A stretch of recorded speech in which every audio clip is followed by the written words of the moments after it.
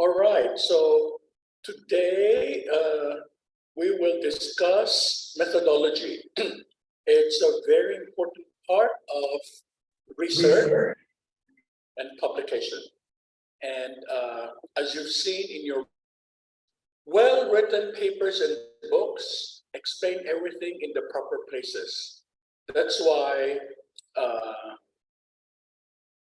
the Denson books have summarized the whole book in chapter 1, plus what each chapter contains. So I think I already discussed in other parts of the past how to write well, and he's a good example of how to write well. Chapter 1 introduces already everything in chapter 1, the whole book. Okay, so we'll start today with who wants to start? Kathy, you want to start? Okay, please. Yeah, just opening my document. Just bear with me for a moment.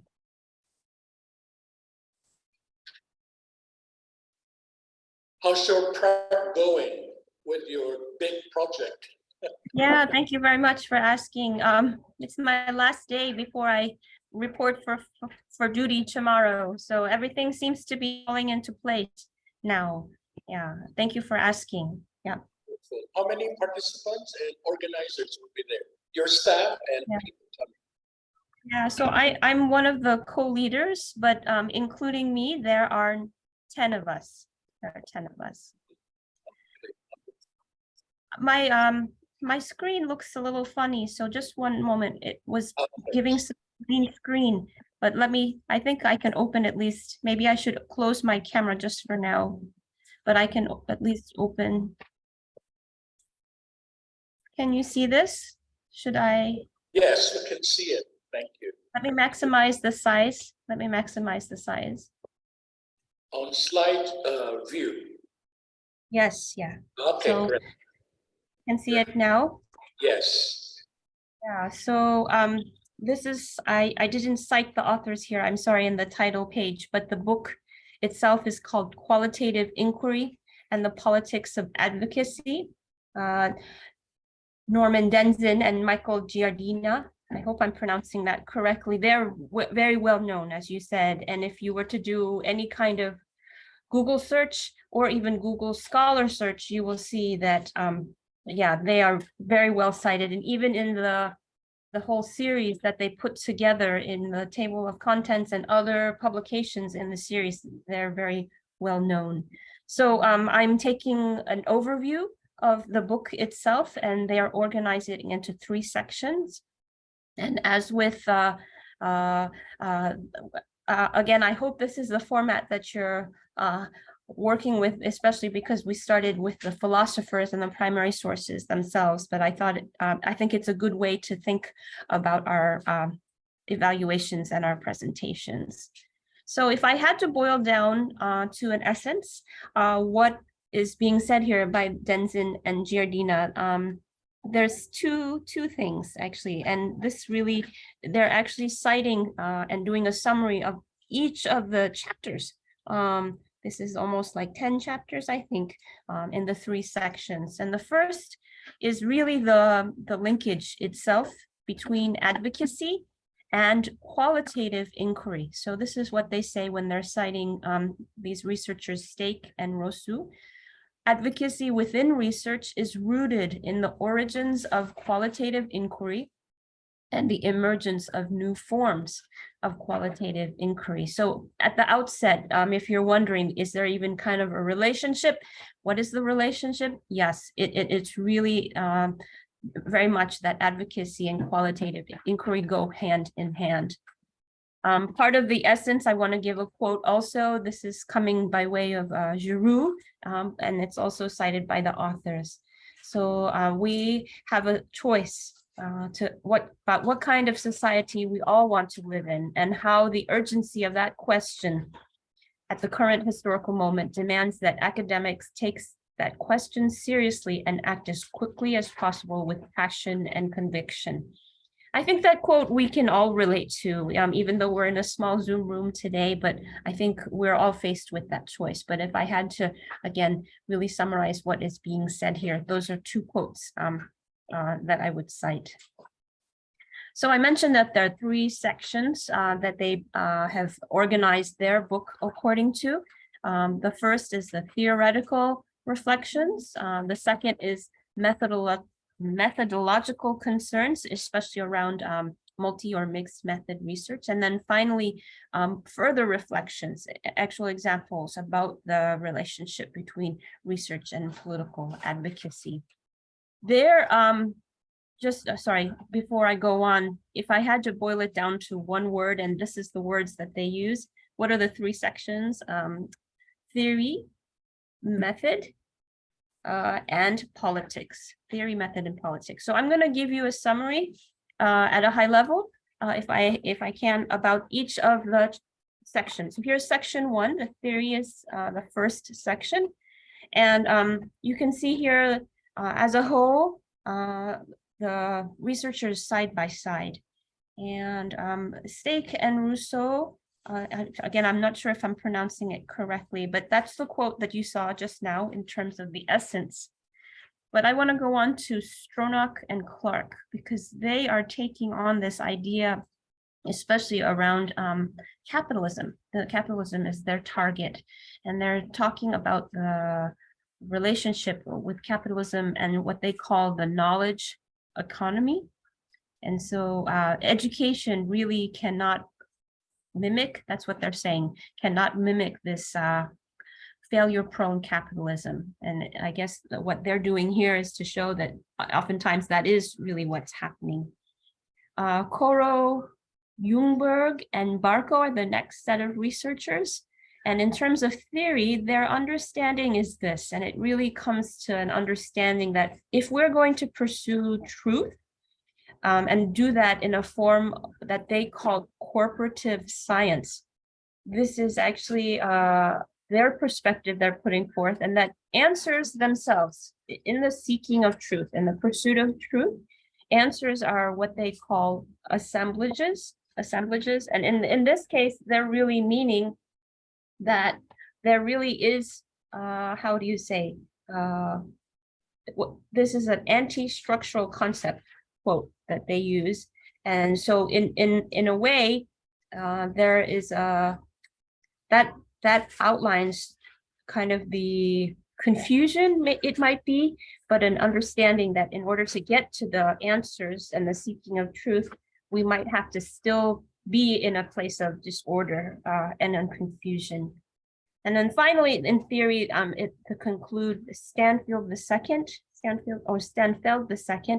is putting forth this term called holistic restorative justice, and the restorative justice that needs to take place in institution, community, and society. And this is really in relation to the limitations of pre-existing research protocols. So you can see the theory side by side. The next section is section 2, which is more around the methodology and the methodological concerns. And so Charmas is the first author that they cite. And in response to constructivist grounded theory, Charmas cites an experiment that they conducted specifically to assess the validity of mixed methods research. And then Fielding takes up even more, just to say that actually at times postmodernism has been not fully understood, but rather if you put together postmodernism alongside of mixed method research, there's, quote, common ground. And if you were to simplistically look at an understanding of either postmodernism or mixed method research, you might miss out on the common ground between the two. In terms of methodology, the last researcher that's cited is Flick. And Flick is actually talking about a way in which you can actually, this triangulation of research methods. And that in this case, when you put together research methods, they actually allow for how do you say, not just a combination of methods, that triangulation, but actually allows itself for what I understand mosaic to mean is that there's a kind of a multiplicity. There's a multi-layered nature and a multi-dimensional nature. And that's what I understand mosaics to mean. So those are the three researchers in section 2. And then in section 3, this rounds out the book itself. This is the third and final section about politics. And Krumer-Nevo is the first researcher who understands that research is always considered political activity, especially when you consider how you identify who the other is. That's Krumer-Nevo. Then Finley puts forward this very unique term called eco-aesthetic pedagogy. Eco-aesthetic pedagogy, and that can be taken to mean it's an arts-based research in which one can arrive at creative solutions to local ecological problems. Hallie takes a very different tack from these and actually goes maybe a little bit further in terms of identifying who is that other. And in her case, Hallie is actually talking about feminist theory, but she uses personal vignettes to explain the harm that she herself experienced, but also puts forward a way forward. And then Goodall Jr. is the concluding researcher, and within his work, he really calls for and is criticizing the attack on public education, and is really a call to arms, so to speak, for, quote, working class intellectuals. So that's a summary of, if you had to look at the book as a whole. But as I put those researchers really side by side, and the reason I took the time to graphically show that is that I understand that each researcher in their own way, and this is how I kind of see the commonalities between all of those writings, is that they acknowledge whatever it might be, a harm or destruction, and that takes a critical stance. But in addition to that, the researcher also makes the move to offer recommendations. And I'm not quite sure if I'm using this in the correct way. So Ray, if you can correct me later about this, but in addition to the critical stance, I see that each researcher offers a kind of constructivist, and that might not be the right word, but at least it's a way of saying that they offer a way forward. And I understand that while most of these researchers are all coming, it seems maybe with the exception of one who focused on Israel, most of the findings are still relevant. They are only for the US, but I think they do have wider implications because of the topic itself, as well as the study group. So that is something I see across the board in terms of the book as a whole.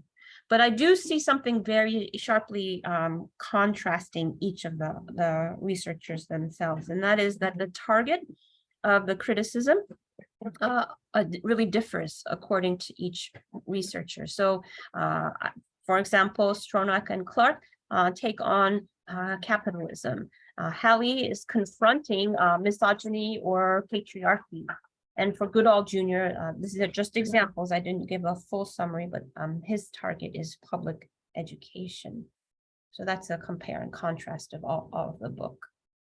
The final, in terms of critical reflections, this is going a little bit deeper, again, as critical as you can be, even with a high-level summary of the chapters. What I appreciated is that even in this summary, you already hear from the very beginning the new terms that I put forth by the researchers. In this case, new terms such as corporative science or eco-aesthetic pedagogy, or even this idea of what is this Obama phenomena, or the working class intellectuals. These are all new terms that are not entirely obvious. So even the summary offers a good first look at what are those definitions.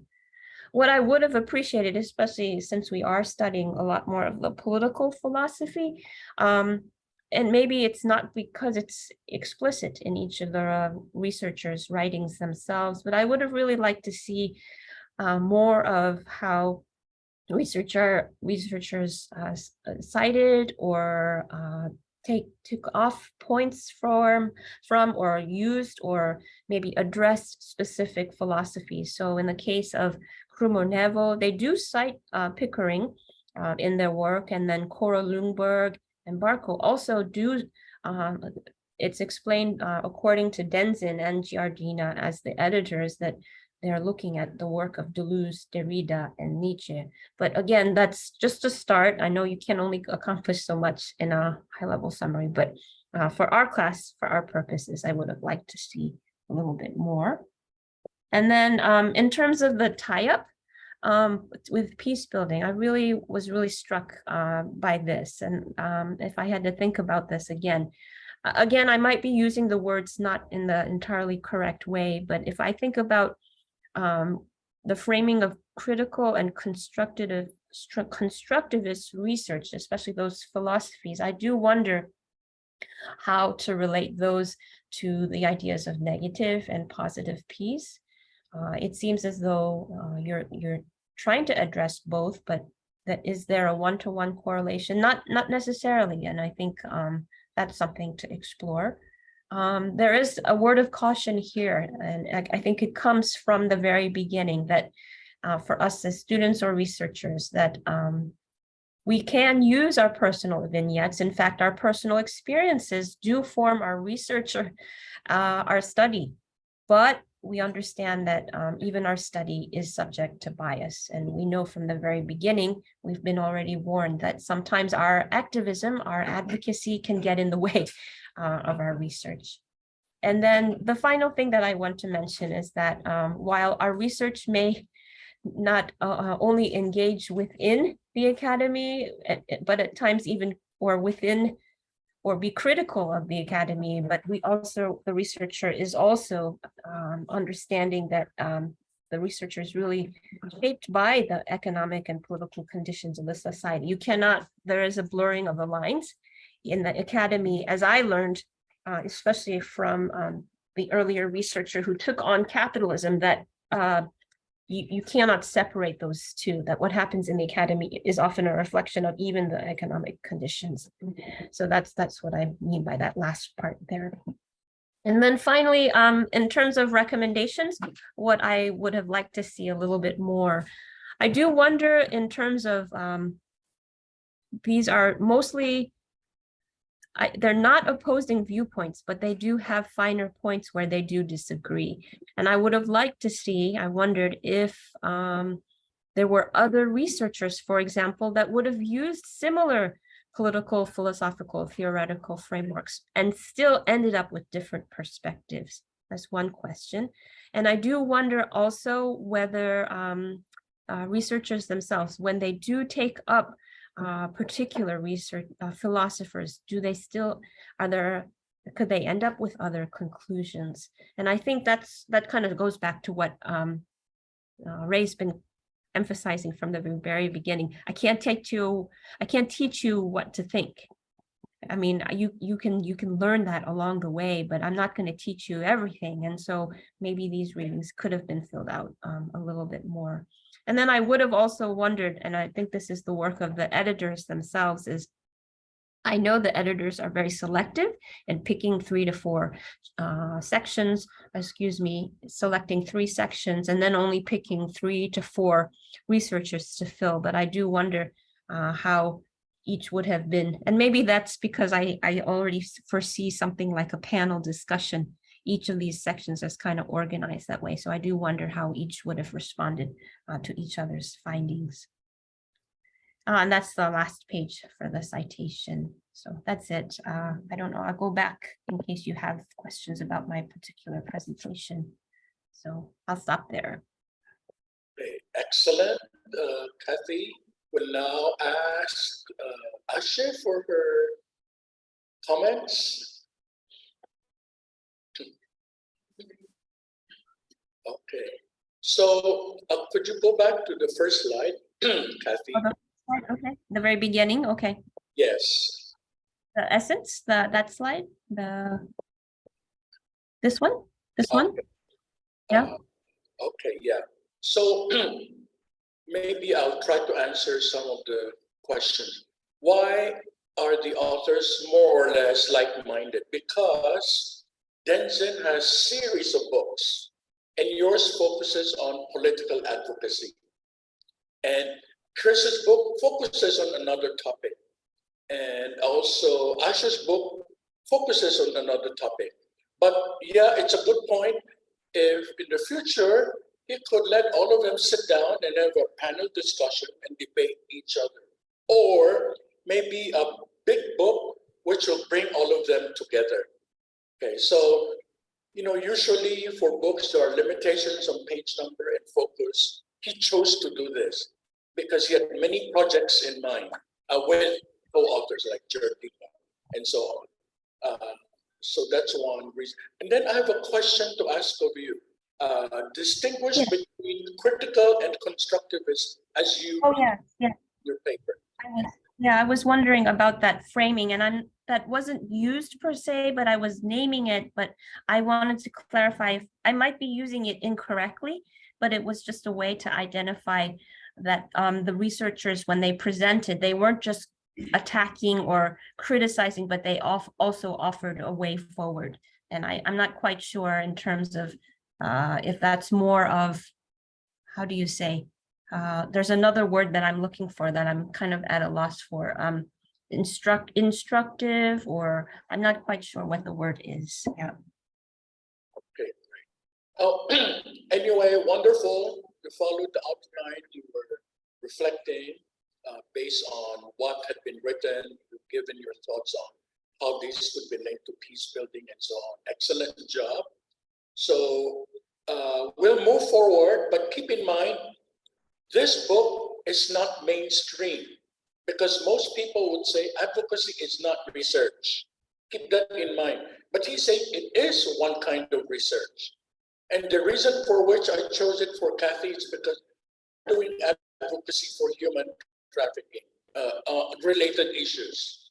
That's why this book was customized for you. I chose it just for you to tell the world, no, this is valid research. Denzin and Jardina had a whole book discussing advocacy. Because many will discount your work as advocacy, not research. Okay, but you now have a foundation upon which to say it is research. Okay, so I'm sorry, I missed what you said earlier, Ray, before you go on to Akshay. Did you say that I was using constructivist in a wrong way? I didn't hear fully. I think I might have missed something. I'm trying to look for another word, but did you understand what I was trying to get at? Maybe there's another word that I'm looking for. No, I did not say you used them wrongly. I wanted to know what is your definition of constructivism and critical. But I will go into that after the presentation. I will. Oh, okay. All right. Thank you very much. I want to know where you come from and why you use those words. Okay. No. I didn't say you were wrong. Okay. Asher, it's your turn. Thank you so much, Kathy. So you see, you don't have to read the whole book if you just want to get the gist in a well-written book, just as Denzin's and Jardina's. Okay. I will now mute myself.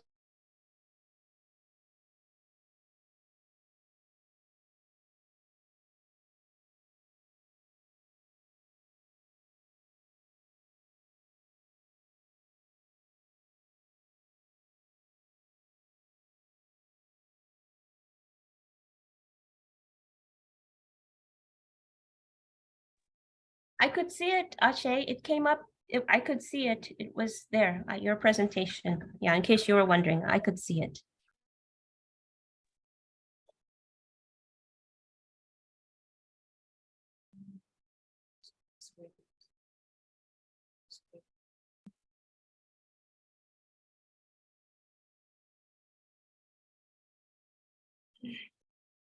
Okay. Yeah, it's on. Can you hear me, Sis Kathy? Loud and clear, Akshay. Loud and clear. Yeah, thank you. Okay, so My portion is like transformative vision for qualitative inquiry. And then I'll just make a 7 slides, simple one. And what I understood, I just brought it, put it up here.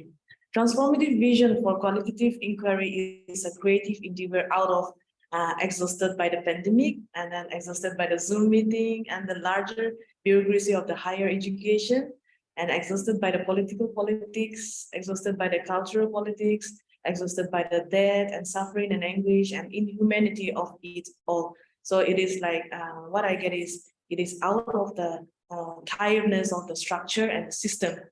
So,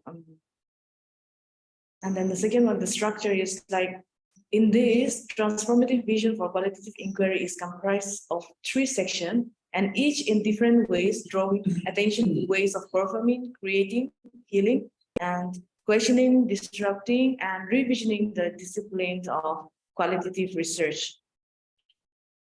First one is performative transformations.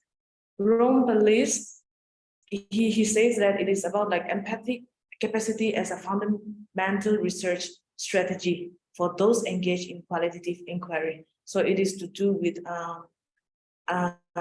sympathizing or empathic capacity. That's the foundation of the qualitative inquiry.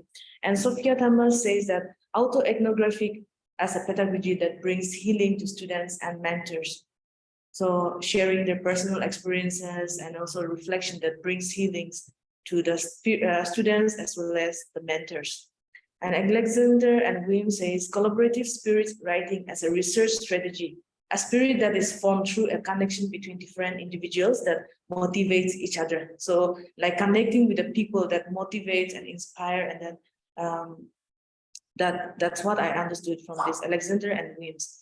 Durrell Kelly, he said that art and points of the Black LGBTQ as a resource. Yeah. And then another area is philosophical transformation. So Rolston says, do away with the conventional approach and engage in a more than human phenomenon. So doing away with the normal, that conventional approach, and then applying the indigenous epistemology and then post-structural way that can, that's what it is talking about. And then in the next, Miko, Koro, and then Anani, and all these 3, they were talking that English is a hegemonic language. Uses of minor languages is a creative opening beyond representative function of hegemonic language in a qualitative inquiry field. And then artistic transformation, the third part is artistic transformation. Joe Tucker said art-based research and indigenous research approach can be interwoven to create evocative and communications about the urgent needs for greater environmental protection. So here, what I understood is like the way of doing by the village, indigenous group of people, like preserving the environment or way of doing things that can be a better approach or kind of thing. That's what I understood while reading this one. And then John Christopher Haddock said, songwriting as inquiry can empower individuals within their communities to reveal their values and dreams, discern feelings of their place in the community, and activate and reach people at the deepest levels of emotion. So my reflection is integrating music, art, and lifestyle is a qualitative research inquiry, is a fresh insight and creative envisioning. And then the things that I want to all of us to ponder is to do away with all the conventional approaches by deconstructing the foundation and structure. What would be the starting point of all? And will it not be more chaotic and disorder if we don't have any structure? That is my questions. Yeah, thank you.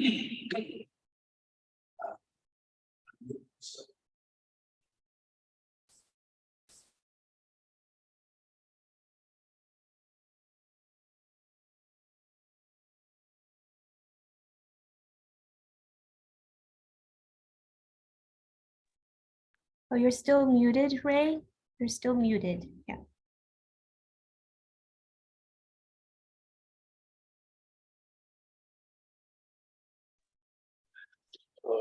Thank you, Ashe. Excellent.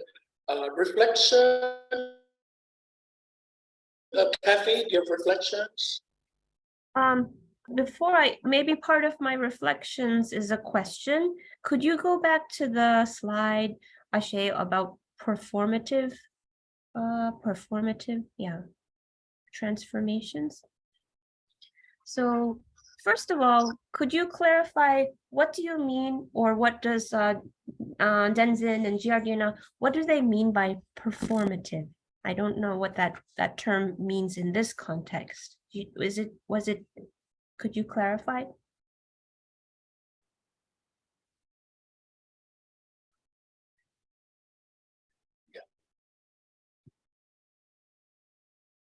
Performative. Yeah, what do you mean by performative? I think I know what that means, but in this context, I do not know if performative has a different definition.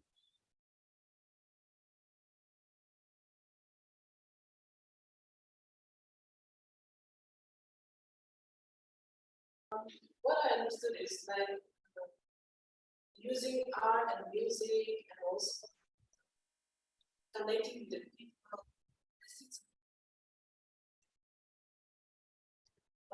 So I think you're muted, Ashe. Sorry, I heard a little bit of what you said, but I think somehow it got muted. I don't know whether I can explain it in a beautiful way or not, but what I understood is like art and music and all these things have to do with the performing, and also it's coming out from our inside, and also according to Alexander and Bloom, is also like connecting with the people and then bringing out the resources from our own will.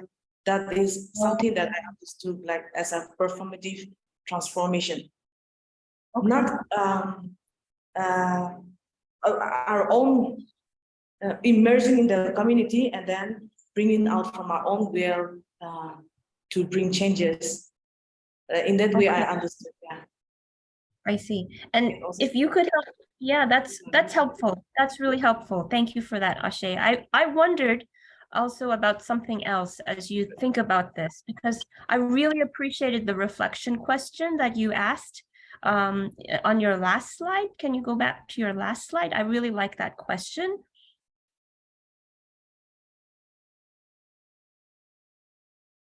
Yeah, so you mentioned do away with all the conventional approaches by deconstructing the foundation and structure. What will be the starting point of it all? And I do wonder if the starting point, okay, I'm trying to understand if starting point is the idea that everyone is exhausted and wants to do away with this. Are we trying to do away with the exhaustion? Because I also do wonder, this is kind of more of a, I don't know if it's a philosophical question or not, but I do wonder that part of the exhaustion comes from even those performative transformations and those very, what should have been life-giving, what should have been. And so what I mean by that is, for example, I just to be very concrete, you mentioned and you cited this one researcher that's looking at poetry and the arts. But I do wonder, like, do we assume that arts are always going to be beneficial? Are there limits to arts even themselves in thinking about art? Can arts also be exhausting? So I'm not quite sure if I'm also trying to express myself in a clean way, but I'm not sure if I'm being helpful, but maybe you can kind of understand that. I wonder, sometimes the transformative potential of even arts, of that which comes from within, also needs to be addressed, because even arts can be a form, we just assume, we kind of romanticize that arts are the answer, but are there not limits to arts themselves in which we also say, oh, maybe, and so I wonder, how are you still romanticizing arts, and are there limits, and instead of just transformative potential alone? I'm not sure if you understand my question, but that's the best way I can describe it. Yeah. Can I respond? Yeah. Okay, I think very good thoughts from Kathy. Just to illustrate, Kathy's book focuses on the big picture and why it's not so good, the structure. We need to change it. But the book that Ash is using is saying, well, we have to look at the emotions, the feelings, the individual psychology, the arts and culture. So very different approaches. And in Ash's book, they say, maybe we can use art to bring about change. But Kathy has a good point. We cannot romanticize. Excellent point.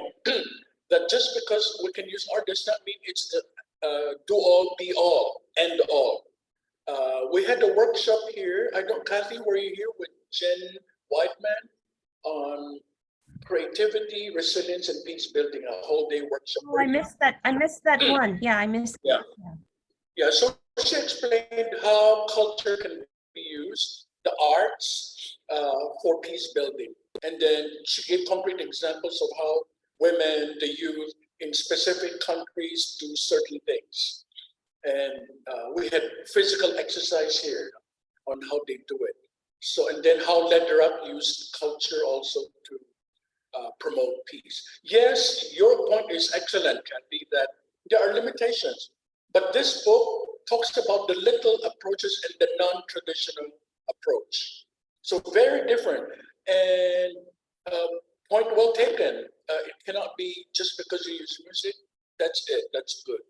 But there's a potential of using music, arts, psychology, interpersonal reaction to do some, to bring about change. That's why it's called performative. You have to do it. You have to act it out. Okay, but excellent, your point on limitations. Excellent. Okay, so again, one approach is one way of doing things. Maybe people in performing arts, theater, drama, music can use this. But in the social sciences, maybe we will not use this. We don't know. But if you are in religion, you can use spirituality and religion to promote peace. Of course, there are limitations, just the same. But it's not impossible. Now you can use religion, say, let's all be united today to celebrate this and that, in the spirit of this and that. Okay, so religion could be part of this, the performing part of religion. Okay. Okay, so we have these two books here, and then more comments from Kathy or Ashe? Yeah. Both have limitations. For instance, the book of that Kathy used, no one in the mainstream will accept advocacy as research. Not the corporate world, not in the mainstream academia. They say, no, hell no. That is advocacy, that's not research. I even heard it here from some students who are staunch advocates of certain things. They say it's not research, that's advocacy. I was shocked to hear from students here who are real advocates for, let's say, refugee rights. And they separate the two. But that book is the foundation upon which Kathy can use and say, no, it is legitimate research. And here are the authors who said them under the Denson and Jardina book. Okay, it's your cover to say it's legitimate research. Okay, thank you. So let me see. It's now 9:22. Maybe let's have a short break and then 5-10 minutes, and then we'll come back and I'll tie everything up. Thank you.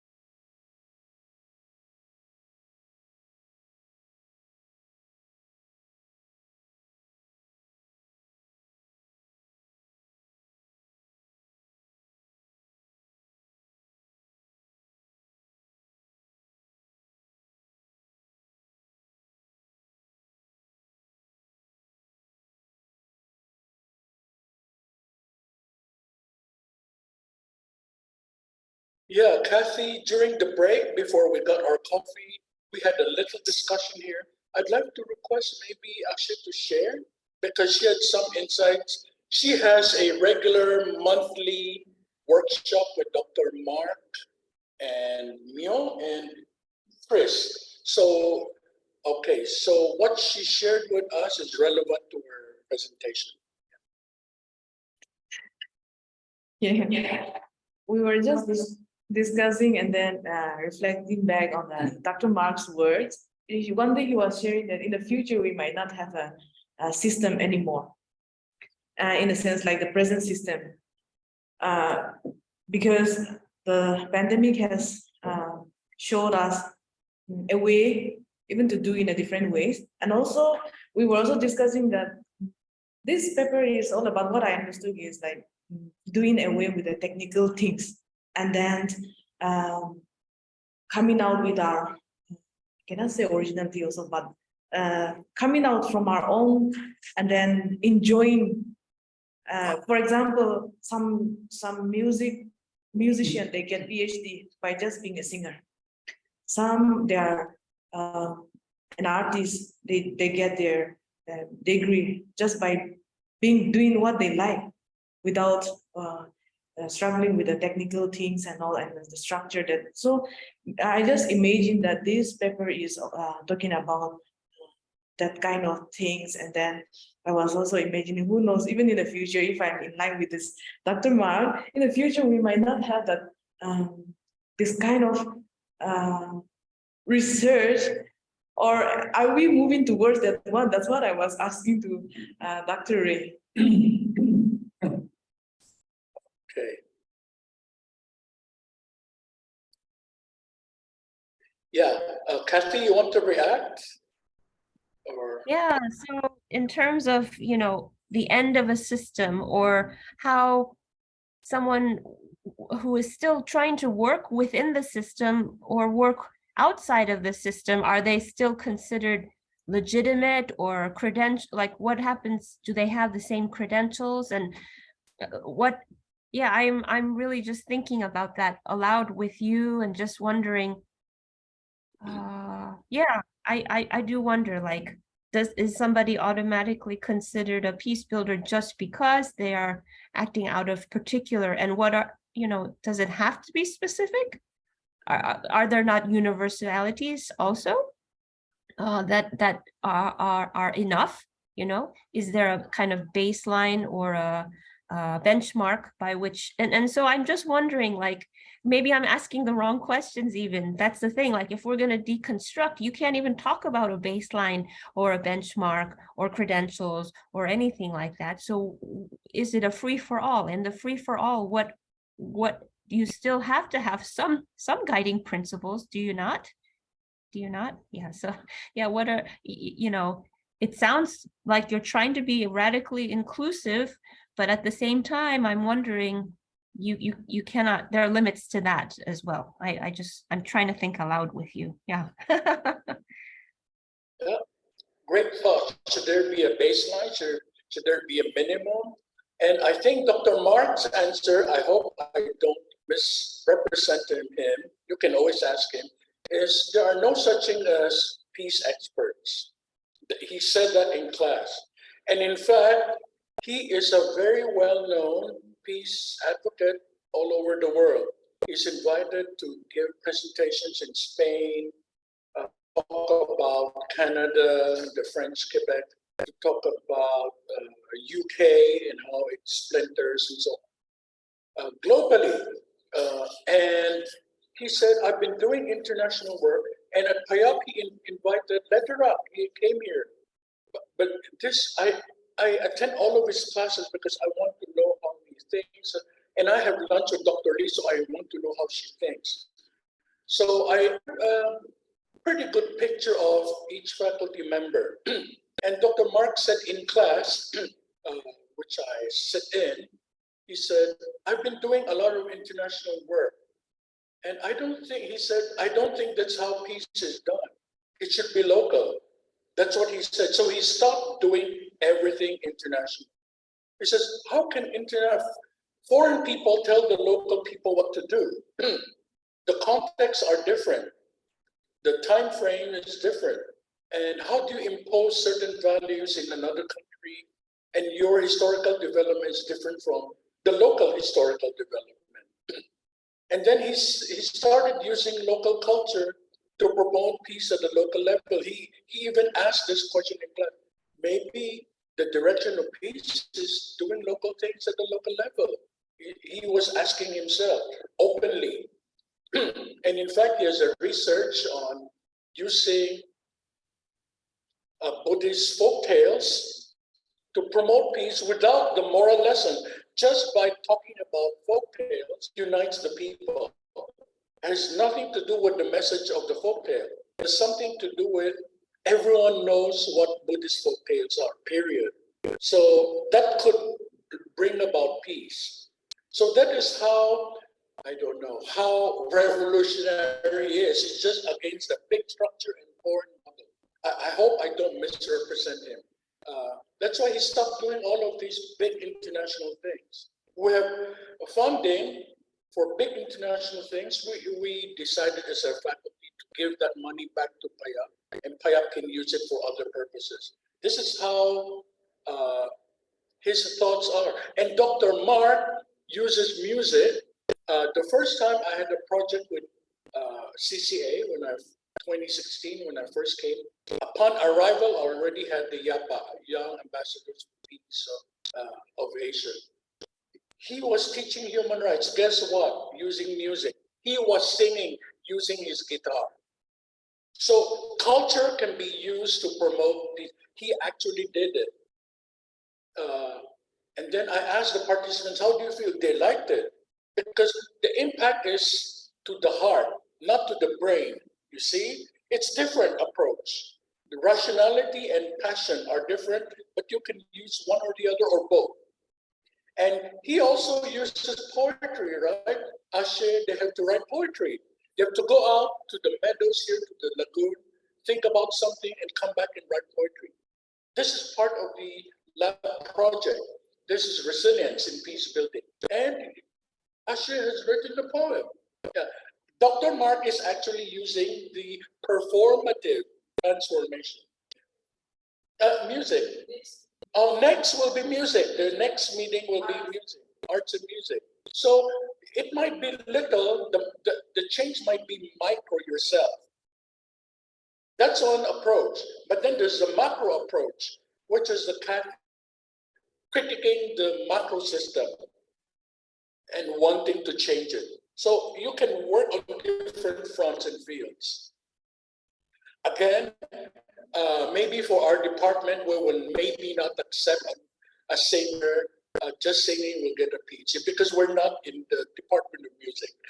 But it can be done in the music department, but not for us. We're more social science-y here. Okay. Theology is also kind of social science-y, right? You study everything about divinity and God and so on and so on. Okay, so it may be an approach, but it's not the end all to all. Okay. Yeah, Kathy, yes, please. On our PIAP Facebook page, did you share or did someone else share recently a call for papers around the arts or music and creativity? I think this is something within the last 2 weeks. Am I confusing your research methodology Facebook page? Maybe I confused the two, but I thought I saw on the PIAP Facebook page a call for papers around creativity. Did you post that? I posted. We had a student from Australia and Canada. I think she's citizen of 3 countries. She's a Chinese Filipino. She audited our class, Karen, here. Not audited, she was attending the classes. I don't know if it was your cohort or what. Karen attended one whole semester on methodology with me. I don't know which cohort. Yes, I remember her. So she's the one who posted about that conference, only because we're talking about culture and peace building. I think that call for papers would be really interesting to see, and that kind of conference, how that an application of what we're talking about. Yeah. Yeah, and there's funding. I don't know if it's research or performance, not even paper. I'm not sure, but and she gave it to me because she shuttles between or among the Philippines, Australia, and Canada. And she said, "Ray, share this." And guess what? One Muslim Filipino who's an artist, he calls himself artivist. Click like the right scholarship for him.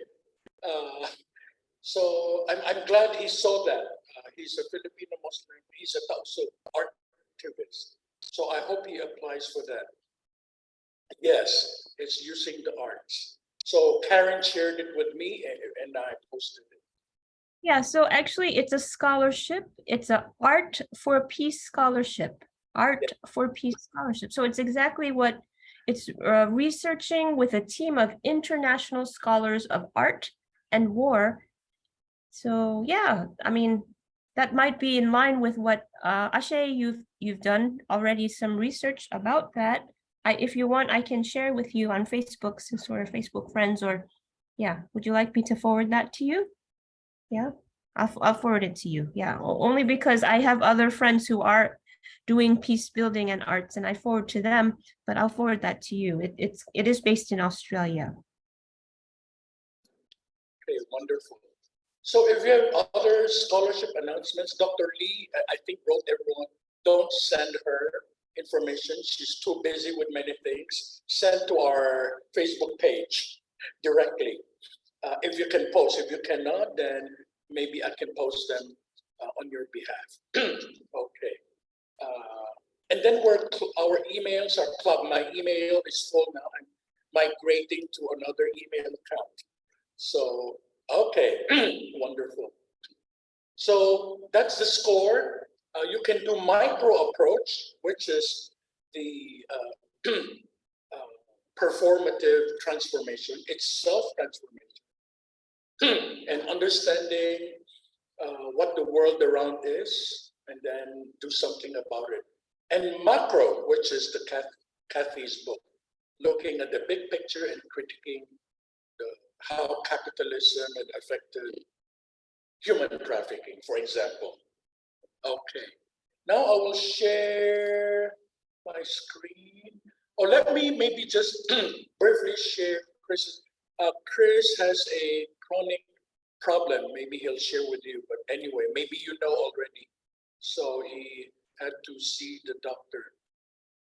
And it's confirmed. I know his mom, and the mom says she's got that too. So they always have to see the doctor for such certain things. Anyway, so Chris's book is another Denzin book. You can see this on the screen on your computer. Okay. His book is using critical lens. Okay. And for Kathy's book, it's political advocacy. And for Ashe, your book is, the title of your book, The Critical Lens, Political Advocacy for Kathy, and for Ashe, it's, okay, we'll go back to, okay, the same, what's the title of Ashe's book? Okay, that's fine. Okay, so here in the theory part, it's this standard approach of using research. It's called logical positivism or empiricism. This is what we're mostly doing in the academia everywhere in the world. You like what Dr. Lee and I always insist, what's your research problem? What are your research questions? What are your methodology? And without emotions, without bias, supposed to be. Okay, that's the mainstream approach to research. Okay, the standard approach. And then the other approach says, well, maybe you have to go one step backward. I'll just simplify the book used by Chris. Indigenous. So maybe we should not just look at the big picture from the Western elite in the academia, how to do research. Maybe we have to use local indigenous lenses. That's a totally different approach, very opposite from the mainstream from above, without feeling. This one say, we own the land, we have been suffering. So this is more passionate approach. And we have another way of looking at things. And then the third approach is storytelling. Okay, so usually in the standard logical positivist approach or empiricist approach, we say interview, right? Or focus group. Those are the accepted approaches. But emerging now is storytelling, is another way of doing research. So if, let's say, Kathy wants to interview people who have been trafficked, etc., etc., you can say I'm using storytelling. But you don't just say I'm using storytelling. You must have which book, which page, which author. So you legitimize what you're doing. It's slowly being legitimized now, but it's not yet really mainstream. It's mainstreaming in the process of. Okay, so you can say I'm using the storytelling approach because others would say, what is that? The only thing I know are interview, survey, and focus group. You can say, well, this is in Denson's book, and this is in chapter this and that. And Kathy Sharmas is one famous author on grounded theory. Okay, she's famous on grounded theory. Okay, so here we already see three of the mainstream approach, logical positivism or empiricism. Then the very opposite, indigenous approach. And then another one is storytelling. Storytelling is more, individual storytelling. Okay. Next slide. You can use poetry. Again, maybe our department might not be so receptive to this, but it's a method. Let me go back to Plato. Remember Plato? He despised poetry. Why? He says, because it's full of sophistry. Sophistry means flattery, playing with words, and you don't know what's the real message. So he says the main focus of Platonic philosophy is justice, right? Here's one view of justice. Remember, the philosopher must be king, etc. The wisest should be the ruler, because the philosopher knows what's best for everyone. That's his point of view. Aristotle, on the other hand, loved poetry. Aristotle was the father of many fields: biology, poetry, linguistics, political science, sociology, economics. So he said there are rules when you do poetry. There are even more rules now, right? With the haiku. I think you wrote haiku, right? With Dr. Mark. Yeah, they wrote the haiku with Dr. Mark. See, so that's the performative transformation. It's inner, it's within themselves. Ashe had transformed herself through haiku. Okay, so in this case, in poetry, I'm telling you now, the department will not accept this, but it's a method. So people who are in literature can use this, right? Using poetry as a tool for transformation. And then listening, okay. The problem now is usually we have the researcher as the expert. It's okay. I shouldn't call it a problem. It's not recognized as a problem. That's my point. We always see that the researcher is the one who sorts things out, who puts everything together. I even had professors, for example, who say who are experts in different countries. They are Westerners of Indonesia, of Cambodia, and they would say in class, and they really mean it. I've been exploring one land in this part of Cambodia, and I have been talking with the local people, and I've been excavating, doing archaeology and anthropology, and how dare other anthropologists come to my land?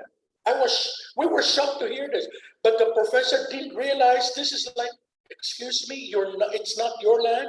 You're also a foreigner doing research in Cambodia. But she really felt it. Other researchers should not come to my land. This is my research area. You see? So these are problems that even Western researchers do not realize. That they are claiming something that is not theirs. Okay. Then the same thing in West Flores, an island in Indonesia. Another professor says, this is my research area. And she has the authority to give interpretation about what's going on in Flores. Okay. So they don't allow, they want monopoly of knowledge about Flores.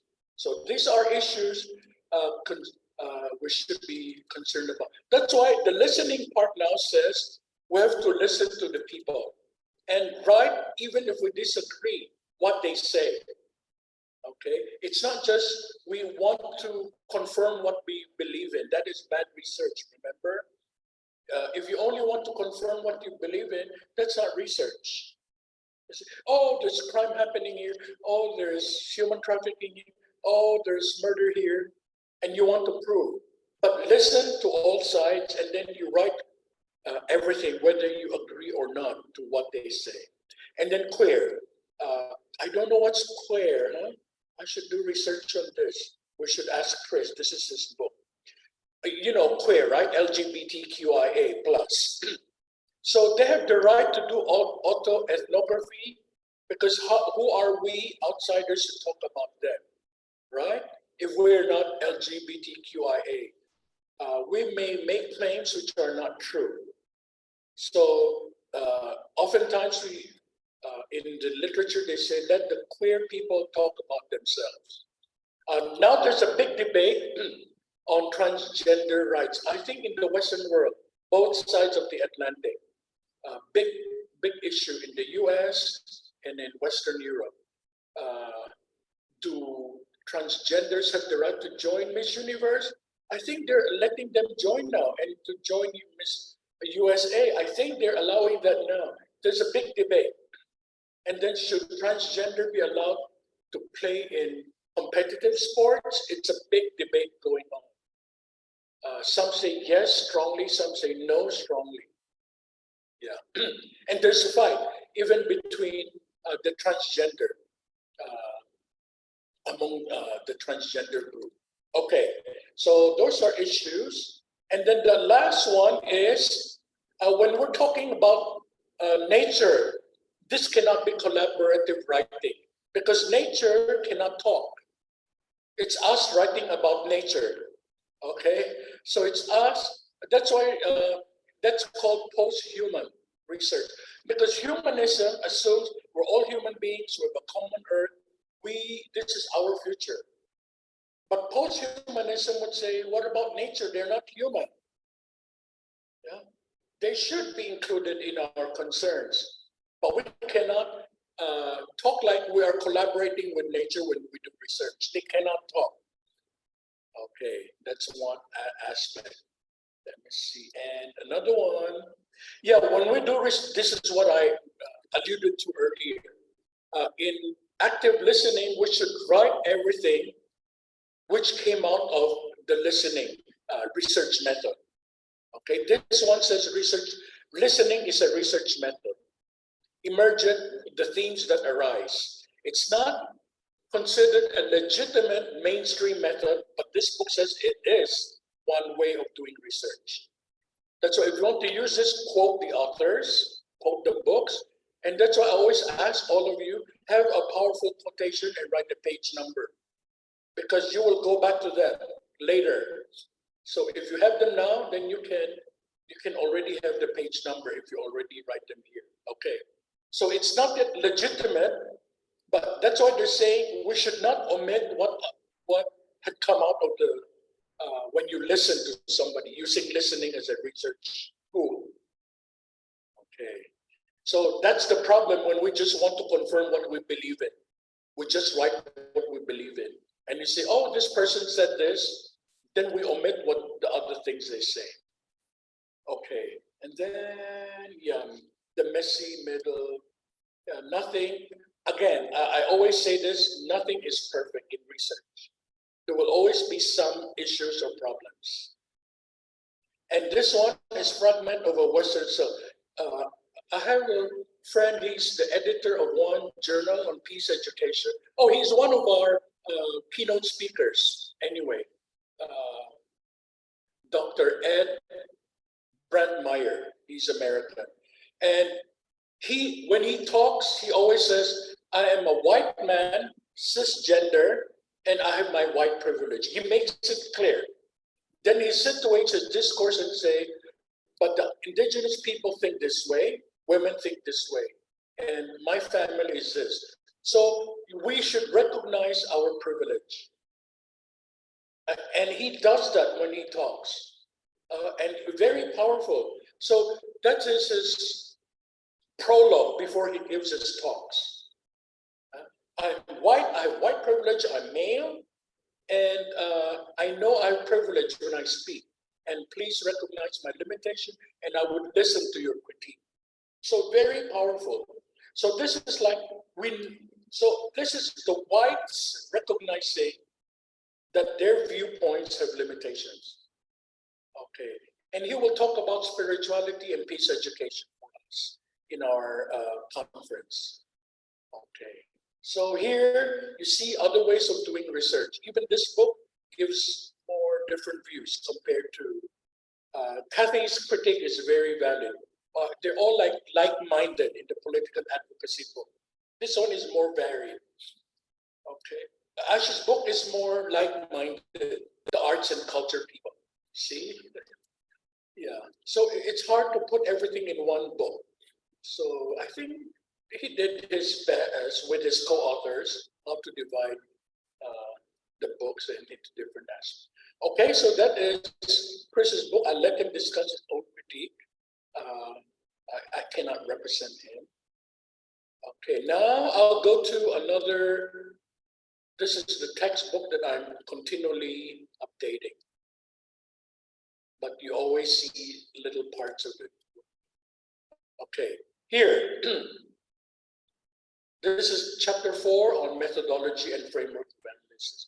I'll give you my experiences on peer review so you know, maybe the latest, and how this matters. My friend, he was one of our guest speakers also, Dr. Kevin Kester. He's also an editor-in-chief of one journal for peace education. Okay, he's American. And he had written one article as to why they reject articles. Okay, and I'm sharing that with you. I already shared that article in different classes with the links, but this is one appropriate time to talk about it. He explained, one, and this was my latest experience, some articles just write without addressing what's the problem.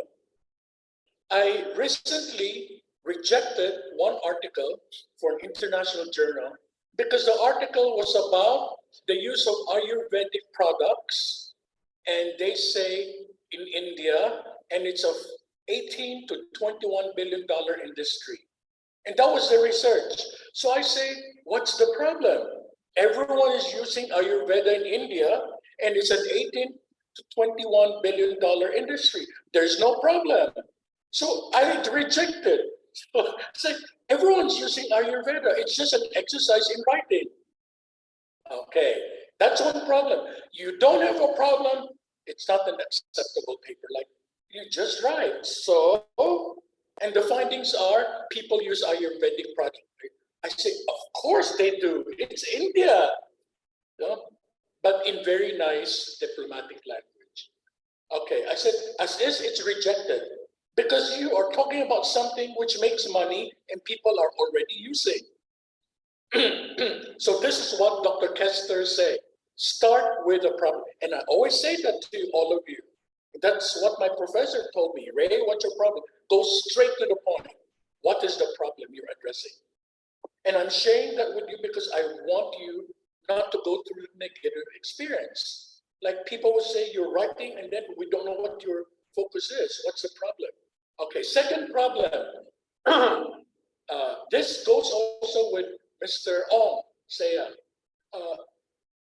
I think many of you have weakness in methodology. He just wrote library research.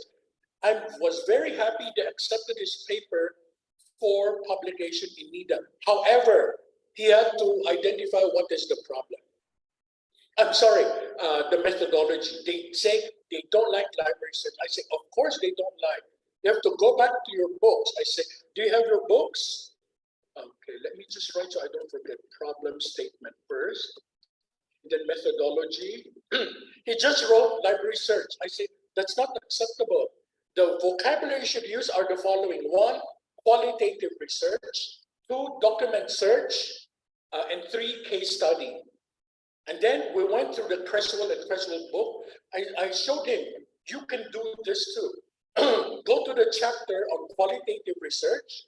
Go to the section on document analysis. Go to the section on if you're doing the same thing as Mr. Ong, case study. Then go back, read and paraphrase and put the page number. I said, oh, that's it. I have to go back to the book. I said, yes, Mr. Ong, go back to the books. Because if you just say library research, it's not acceptable. Not even the word library. Use the words document analysis, no, qualitative research, case study, if you're using case study. These are the weaknesses of people. And 3, according to Dr. Kessler, I should read Dr. Kevin Kessler, then I'll put the link here again. Second one is analytic framework. They asked him, this has many names, or it's also called conceptual framework, something. The problem with research methodology, the vocabulary is not standardized. That's the problem. They said, you don't have an analytic framework. I said, what is that? I say, perhaps they want you to make a drawing of your whole paper.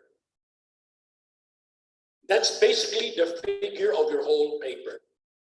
I think I've been training all of you to always have a drawing.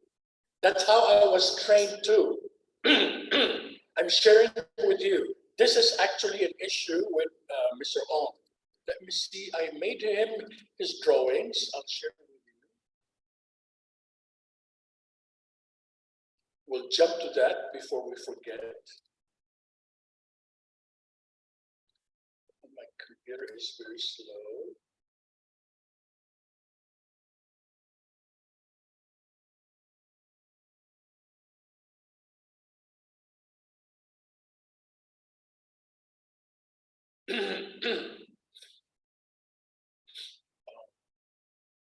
Forgive me, I'm looking for a drawing I made for him. So what I teach you is what is really needed in the mainstream. Remember the mainstream research? They look for certain things. And Dr. Lee and I teach you what they want in the mainstream. Where's the drawing? Oh my goodness. I'm looking for it. I'm jumping all the way. Okay, here. So I told him, this is your whole paper. What are the causes of xenophobia in South Africa? I said, what are they? He said, social and cultural. I said, then the first cause is social, second cause is cultural. And what are the effects? Xenophobia. And you provide solution. Bang. That's the drawing of his whole paper. So he was so happy. He wanted to put the answer. I said, no, no, no, no. If you put the answer, that's not analytic framework. If you put the answer, it's called findings of your research. It's the same drawing, but with the answer. So don't give the answer when it's only in your methodology section, remember? You understand the difference? Methodology is saying, this is what I want to study. Don't answer. If you answer, then that's not a research. You already know the answer. So the answer is, I talk with him, okay, what are your answers? Housing, employment, interracial marriage, physical appearance, behavioral, okay, that's your drawing for your findings. Effect, okay, how do you describe xenophobia? Stereotype, discrimination, prejudice. What are the solutions you gave? So a good paper, which NIDA wants, has an analytic framework. Hayat calls it, I'm working on a project with two Thai professors here. Hayat uses the word conceptual framework. It's the same thing. But in the language of dissertation, it's called figure. Okay, so very confusing. There are other vocabulary for this. Okay, so this is his whole paper. You don't have to read the whole paper if you have a good analytic framework in the drawing of your findings.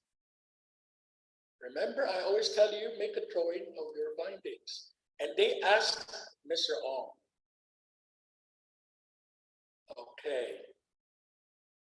And then, okay, my computer is slow. So here, this is real problem. These are real problems. So address them now so they will not be your problems when you write for publication. Even for short papers. If you see my papers, I try my best to at least have one drawing that summarizes everything. Okay, let me go back to where we started. I just want to make sure you understand what's going on. Okay. Yeah, this session might be the most boring, but the heart of research. This today's session. Okay, and people reject papers because of these. It's good that they did not outrightly reject Mr. Ong's paper. They just ask him, revise or else we will not publish. The same with India. I told the person, as is, it's rejected. But if you can prove beyond doubt there's a problem you're addressing, we can consider your paper for publication. Yeah. So option one, reject. Option two, prove that there is a problem you're addressing.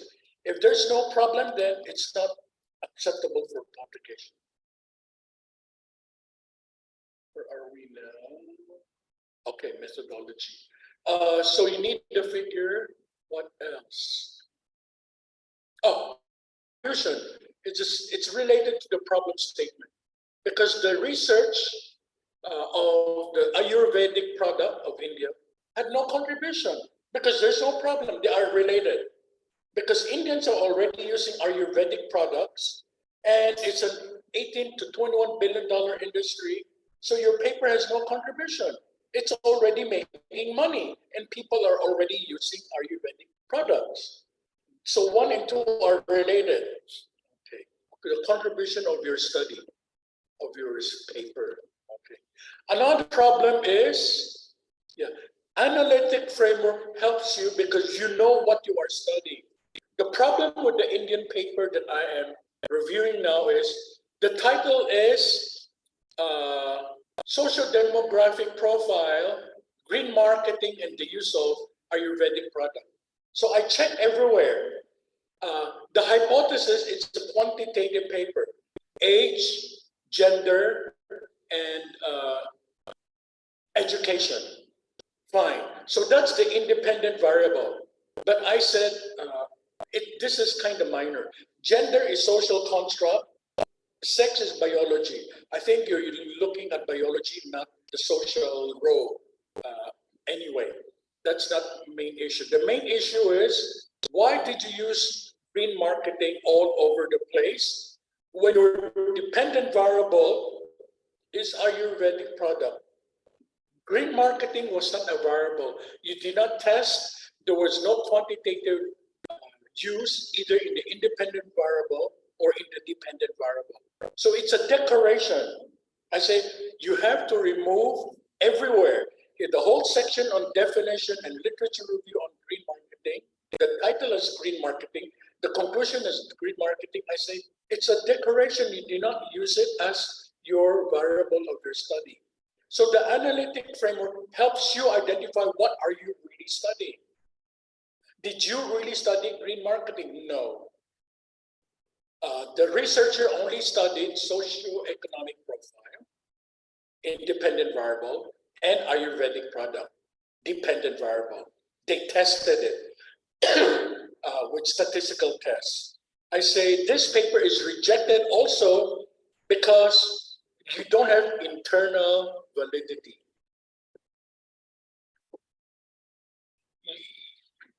Lack of consistency in the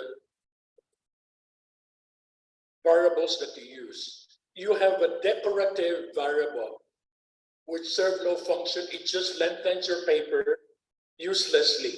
I say, to save your paper, I'm always nice. I always try to save the paper. Remove green marketing everywhere. And you must have a problem statement convincing us that your paper is important. Despite the fact everyone's using it and it makes a lot of money already. And maybe you can put green marketing at the end. As you can do research. But why is green marketing still necessary if it's already making money and people are already using it? You see, there's still a problem. So I try to save it too. So these are analytic framework makes you see, did I reuse what I say I'll use?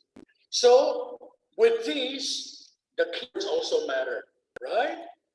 If you use green marketing as a keyword, but it doesn't appear in the analytic framework and in your hypothesis or research question, okay, they're all related. The research question, qualitative, or hypothesis in quantitative, or thesis statement in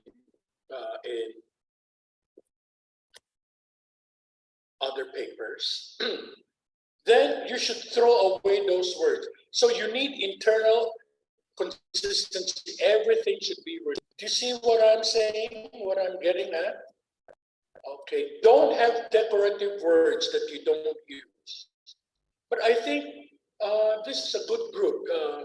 I don't see anyone going out of your focus of research from last semester to this semester. Everything seems to be going well. So maybe you don't need to hear this, but it's good to reconfirm that you're doing good work. Oh, okay. Other questions? No, you're right. Okay, and then many would say, so what? So your conclusion, I've been saying this. Now Ray? what? Yes. Ray? Yes. Sorry, I just need to pause. I need to take a health break. If you could just pause for 2 minutes, please. Just a health break, please. Okay. Could we pause? Yeah, just a health break, please. Okay.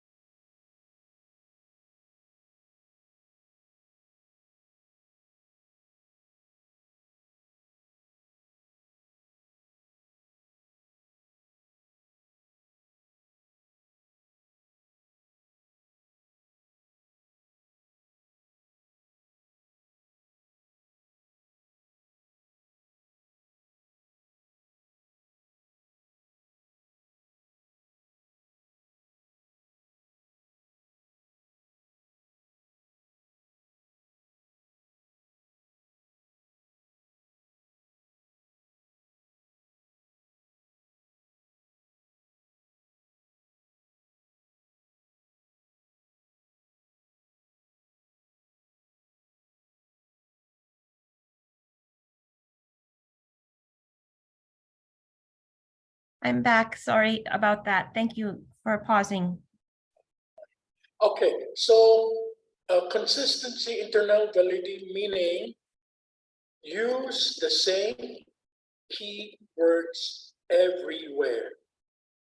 No extra keywords which are not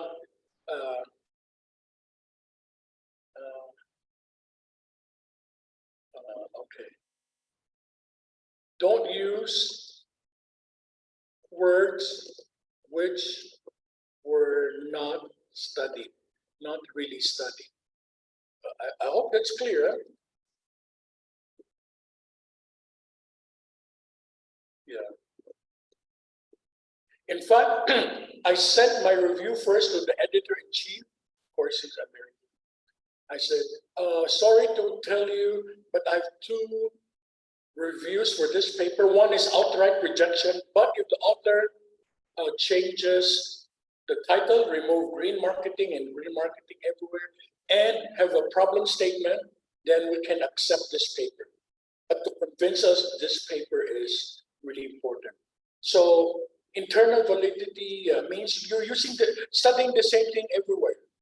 Okay, like her keyword should be socioeconomic profile and Ayurvedic products.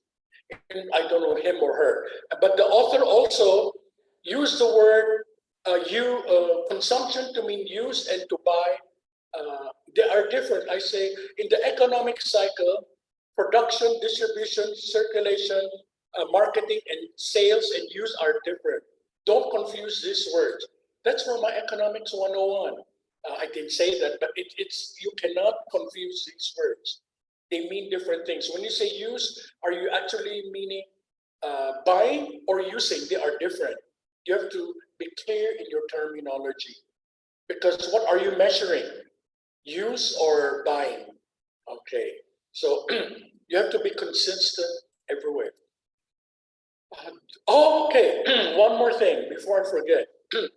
Dr. Kester said, although theories are not required in qualitative research, he's correct, but you might have to use theories in the literature review, or you need to have a theory section because you want people to know what are you guided by. We cannot be tabula rasa, we cannot be blank slate. We have biases. So you might say, this is a qualitative paper, there's no theory, but tell us what are your biases. So theories could tell us what are your biases, like, are you writing from a constructivist point of view? Like I'm creating new knowledge or new thought or new action? Or am I being a critical thinker? Like I'm a woman and a lesbian woman and this is my point of view? Or am I being positivist? I'm just saying things as they are without biases. You have to make that. So that is what Dr. Kevin Kessler said too. He said, fine, you might not need theory, but we might have to know what guides you in your writing. Because no one is value free. Okay. So what else? Okay. And then I also, outrightly rejected one paper. This is a Scopus paper. I said, this is like two papers slapped into one. It's not one paper. Very totally different things being discussed. Oh, I did that twice in two different Scopus journals. And I told the editor-in-chief, I'm sorry, it's clearly not one paper. It's two papers slapped together. It happened two times in two Scopus articles. And the editor-in-chief said, okay, you are right. We'll give this review to the author. Rejected. I cannot save that because it's clearly not one paper. But the latest one in India, I say it can be saved if you throw away the green marketing because it was not used in your hypothetical testing, in your statistical test. But you have to show us it's really an important research.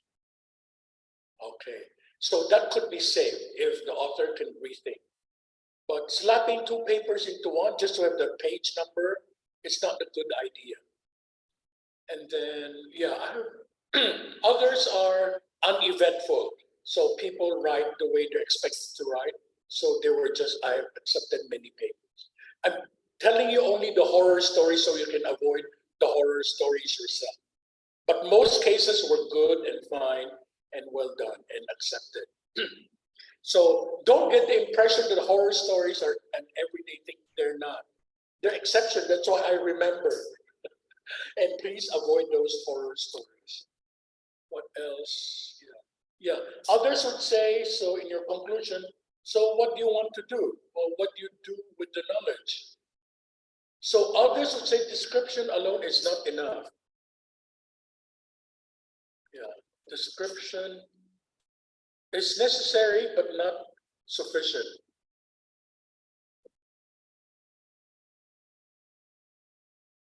So what now? What will you do with this new knowledge? Yeah. Kathy, are you raising your hand or are you just scratching your arm? I'm scratching my arm. I'm sorry about that. Yeah, sorry about that. Yeah. Okay, so this is from, that's why I asked Kathy, because we have this thing I want to raise with all of you. This is from Creswell and Clark. There are other ways of looking at things, but this is how Creswell and Clark wrote. There are 4 different paradigms, meaning 4 different ways of looking at things and writing. Post-positivist simply means it's like the positivist, but you accept that values matter. In the positivist approach, this is basically the standard way of writing. You don't care about values. Post-positivist say you cannot neglect values. That's the big difference. Okay, you need to reduce everything to simple, what's the independent variable, what's the dependent variable. And oftentimes you have a theory you want to confirm. And you need measurement, and you need interview or survey questionnaire, or statistical testing. Constructivist is, I make my story. Anyone can make a story. So anyone can, I can be, like Jean-Paul Sartre wrote about the waiter in a cafe in France. Okay, so he wrote the whole book. Je suis en train de prendre un café dans la rue, et puis un serveur est venu. Il m'a servi une tasse de café. And they just describe at great length his point of view of how the waiter would think. But it could also be a woman, a farmer, a teacher, a student, anything. So everyone creates his or her own meaning. In constructivism, in post-positivism, no. There's one general way of looking at things, very different. You have one grand theory, and we will prove or disprove this happens here or there. But in constructivism, each one creates his or her own story. In pragmatism, you're looking at solving problems. So it is problem raising and solution based. Okay, so usually policymakers, Kathy did a public policy degree or something, yeah. So that's pragmatism. This is the problem, we want to solve it, this is how to do it. Transformative is very different, it goes beyond the normal structures of governance. It could be workers, peasants, communities, grassroots organizations. Questioning power. In pragmatism, you do not question power, you work within power. In transformative, you can go outside power structure. And the middle class might have to collaborate with indigenous people, with the working class, and so on. Okay, so very different, 4 different ways of looking at things. So that's why in doing research, some would say, what's the philosophy of your research? Because there are 4 different paradigms of research. In essence, there are more. Huh? Some would say positivism is separate from post-positivism, because positivism says just cold numbers. 50% say this and so on. Post-positivists say, but many people feel like this. Yes, Kathy? I forgot about this from the research methodologies course, but now that I see it's more than just constructivist in terms of the philosophies. I do see that the researchers that Denzin and Giordana, in my book at least, I can't speak for specifically Ashe and Chris's summary, but I see that some researchers are really transformative or using the transformative and also pragmatist philosophies. I can see that now. Yeah, I had the same feeling, but I wanted you to define and explain. Yes, okay, wonderful. Thank you, Kathy. Thank you. But other people have different frameworks. Huh? They would say there are 2 types of transformative too. Anyway, that's another topic. I discussed it in some research methodology class. Not last semester, but the year before. Okay. Okay, okay, note about literature review. There are many ways of writing literature review, not just one way. I'm telling you, these are some of the ways, okay? Some want you to tell us what are the previous research already done on this topic. That's one way. So you must give the big picture of previous research. Others would say, we want to know what are the concepts other research have done, the research question they use, the hypothesis they use, the theories they use, the methods they use, and the conclusions that they have produced, for example. Others would say, we just want to look at the big picture, not just the research, but even the popular literature, the whole thing, the works. Okay, because some academics say we should only look at the academic literature. Others would say, no, even popular literature are fine. We want to know what the common people also say. And systematic literature review really has a very clear way of doing things. For example, they say, I'm looking at, I don't know what we should look at. Okay, the role of religion in social change. In systematic literature review, your keywords will be religion, change. Okay, then maybe when you type in EBSCO, 15,421 words came. And then you look at them, oh, many things are not relevant to my research. Then you do another, it's called the Boolean research. You say, and you limit the year, 2019 to 2023. And then from 15,000, you have 10,999. And then you look, oh, this is not all I need. If you further limit it, then your search term would be religion, change, 2019 to 2023, and Africa. And then it became 5,999. And then you further limit, you type the word again, religion, and change, and 2019 to 2023, and Africa, and let's say Tanzania. Then it became 3,999. And then you want to find out further other things. So you limit further and further, like religion, change, and you explain the steps you take in your section on literature review. You have to record this. And there are samples of this in the Scopus literature. They actually do this. And I, in fact, gave an example, and 2 years ago, I taught research methodology of my classmate, published an article, and how he wrote the systematic literature review. And then Africa, Tanzania, and women's land rights, banned. And then it came out to like 79. Those are the things you need. You don't just say there's 79 articles. You show, you trace how you did the literature review. Okay? So scoping is maybe you came up with a new topic, no one had done it. Let's say you're doing vocational education and peace building. Like, really? Are they related? So you're trying to look for the scope of research. Have people done this? Then you look for literature on resilience, peace building, vocational education. Then you map them out. Aha, there are 2 or 3 sets. They intersect, but they're not the same. Then you would say, there is a scope, but I will now try to come up with my framework.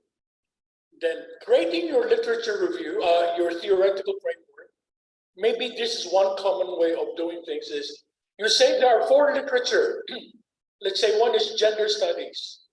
You identify one. Another is, let's say, peace building. And another is conflict in Myanmar. And then let's say, what else? Okay, let's just say 3. And from these only three, you create a theoretical framework. Okay, one author, let's say, Creswell says this. Another book, Denton said this. And another book by Kester said this, you just put the three together and that's your framework. That's also a valid way of doing research. Okay? Integrative is, you look at the big picture, but it's not like systematic. You really count. You just say, oh, there are literature on, let me see. What topic can we think of? Let's say, okay, protest actions in Myanmar. Then you found out, without the scientific measure of saying how many literature or this and that, you say, there are articles that say people are protesting non-violently. And then there are people who are doing protests against the state of Myanmar through revolution. This is Mio's research. And the other research that's saying people are non-violent, but this is last resort. They have to use violence as a last resort. You integrate the three and you say there are three approaches to protesting against the Myanmar state.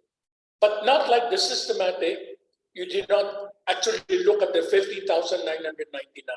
You just round up, there are three approaches. And then others want you to fill the gap. You don't just write a new literature, oh, this is valid. So why are you writing on something that we don't know if there's a gap? Like the Ayurvedic product.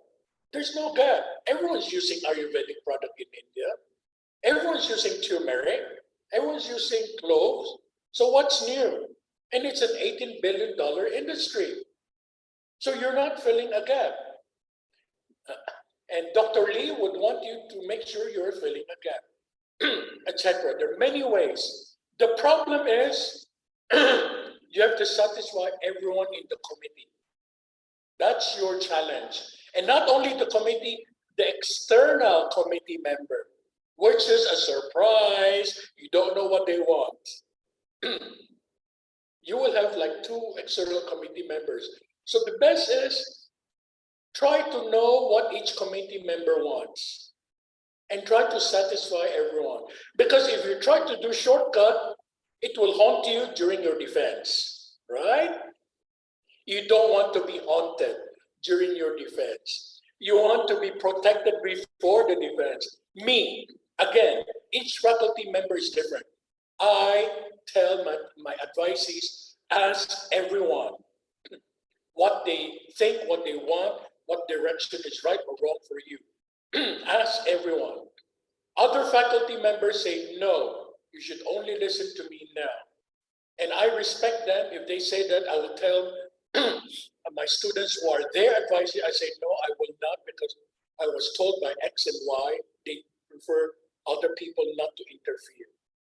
But I use another approach. I tell them, ask, and they're open to telling students what their views are. So I'm lucky in the sense that it doesn't mean that because they don't want their advices to ask other people, it doesn't mean they will not give advice to other people's advices. See what I'm saying? They're open to giving advice. So in that way, I'm lucky. My advisees can ask and they give their advice to them. And I say, tell me what they say and let's work around them and see what we can do. Because we don't want them to be dissatisfied during your defense and you get a fail. I'm giving you tips for your success. Okay? I'm not scaring you. I want you to succeed. But if you don't listen to the advice that they give you, they will come back during the defense. They would say, I gave you that advice 2 years ago, remember? Yeah, see?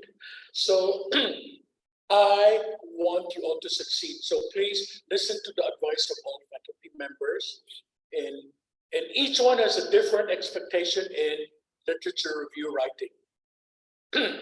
So let's say Dr. Mark, Dr. Abella, Dr. Lee, and I have very different expectations. Better satisfy everyone's expectations. As early as now, when you're writing your literature review. But for a conference paper, I'm more open because it's only 6 pages. So I don't say you should have everything. You can. It will be more than 6 pages if you write everything. For a conference paper is more forgiving, okay, than a dissertation. All right. Questions, issues? Okay, let's move on. Okay, this is a literature review by David Easton. I don't know if he's still alive, about all the different approaches. I think this is David Easton. Okay, among other authors. All the different approaches used in political science to do research. Okay, first, analyze, critique, and synthesize. I always train you. I think all of my students are trained here. Analyze means tell us what they say. Critique is your own point of view. And synthesize, give us the big picture, including your recommendation, and have a drawing. Okay, so you're trained with me on that. Okay, and I think this is basic. You don't just throw back what authors say. That is like high school if you only throw back what authors say. Critical theory would be based using culture is one, and then gendered view is another. Dr. Lee is using gendered view, and then others would be ethnic and color view, what they call race view.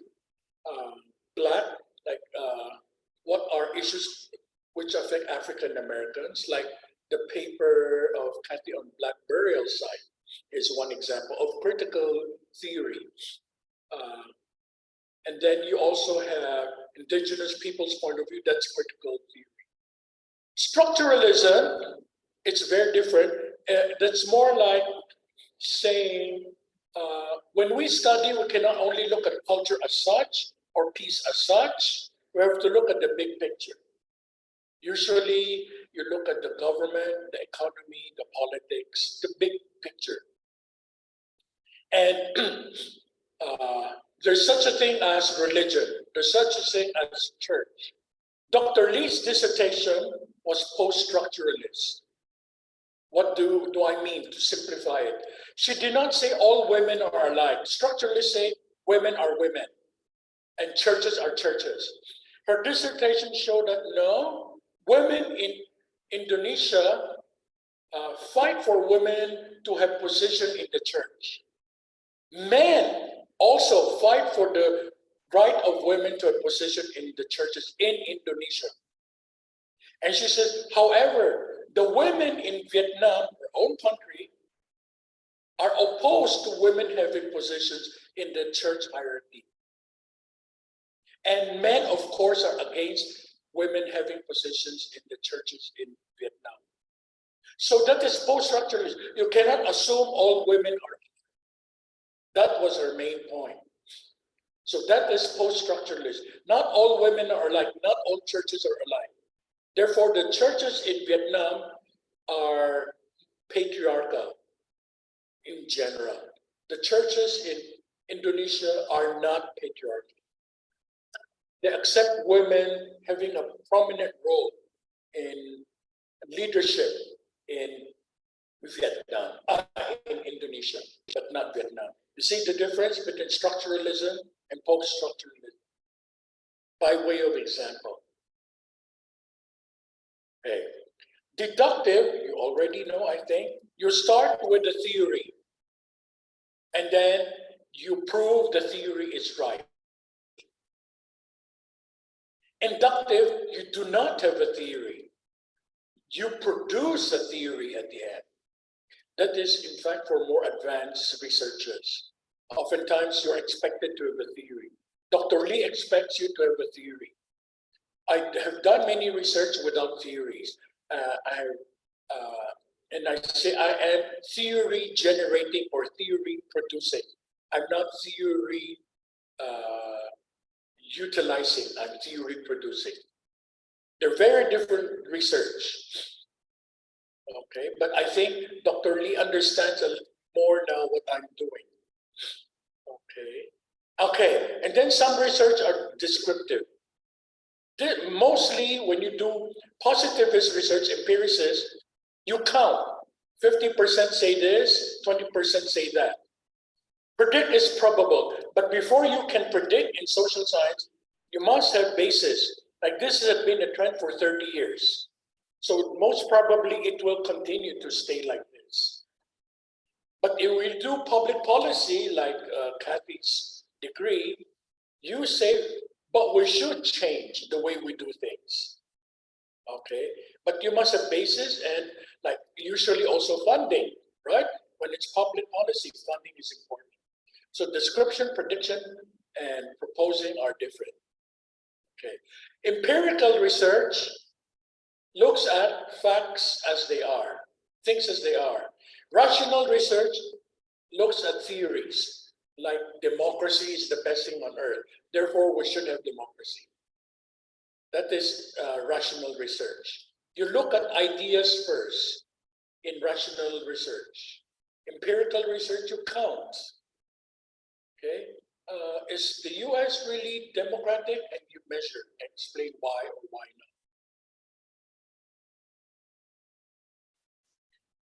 Okay, and then grand theory. There are very few grand theories. Most theories are middle theories. Grand theories is saying everything is this way. Patriarchy is a grand theory. Of course, men have to rule the world. Of course, grammar is male-centric. Those are grand theory, and which are being smashed, for example, by feminists. Why should grammar be male-centric? Why should everything be he who laughs last laughs the best? What about she? So now there's a revolution in grammar, thanks to feminism. They're saying, no, we reject this. And then grand theory says one thing is correct, only one in one thing. But middle theory does not claim we explain everything. We only explain certain things. We cannot explain everything. The only way to have an idea of this is we look at specific things. For example, grand theory cannot explain the realities of indigenous people because they don't. They smash the knowledge, the wisdom, the experience, the reality of indigenous people, of the grand theory. That's why the indigenous people are opposed to grand theories. They say we have our way of looking at things that you neglect, you make invisible, or you oppress and make invisible. Okay. Interpretive is different from critical. Critical, we already explained. You have different positionalities. Interpretive is more of the constructivist. I create my own interpretation, my own reality. I explain my own reality. That's interpretivist. How I look at the world. And you don't claim it is scientific or it is measured. It's my view of the world. So constructivists and interpretivists are related. Okay. And objective, this is usually, the objective description is the positivist view. The mainstream science is objective. The mainstream social science, they always say no feelings, no values, we just describe things as they are. That's positivist. Post-positivists say no, we have to include values. Okay. See, I tell you this methodology is boring, but it makes you think of how you do your research, and you have to tell us what are your biases when you do research. Qualitative, I think you know, it's using words when you do research. So most research using words is qualitative. Quantitative could be descriptive or inferential. Descriptive, you just count. Inferential, you subject things to test. Logarithm, regression, etc., etc. ANOVA, MANOVA. Okay. And then I explain theory, utilization. Most faculty members want you to use theory. I have published many articles and explained I am producing theory. I'm not using theory. And you can read my papers. I produce a lot of grounded theory, which is a different way of doing research. Few people understand this. Okay. That's why it's harder to do theory producing papers, because most people don't know what it is. They insist you use a theory, including our department. And since I asked my advisees to listen to all faculty members, then they use theory, okay, in writing their papers, so that they will make it, because that's the expectation. Yes, yes, could you use your microphone for Kathy's sake? Yeah, positivist is the standard mainstream way of doing social science research. It's counting and using numbers and no values, no feelings, pure objective research. That's Asha's question. Post-positivists, yeah, we have to count, fine. We have to describe, fine. But values should be included. Like, we cannot say we're against, we have to include values. I prefer democracy. You have to include the value of democracy.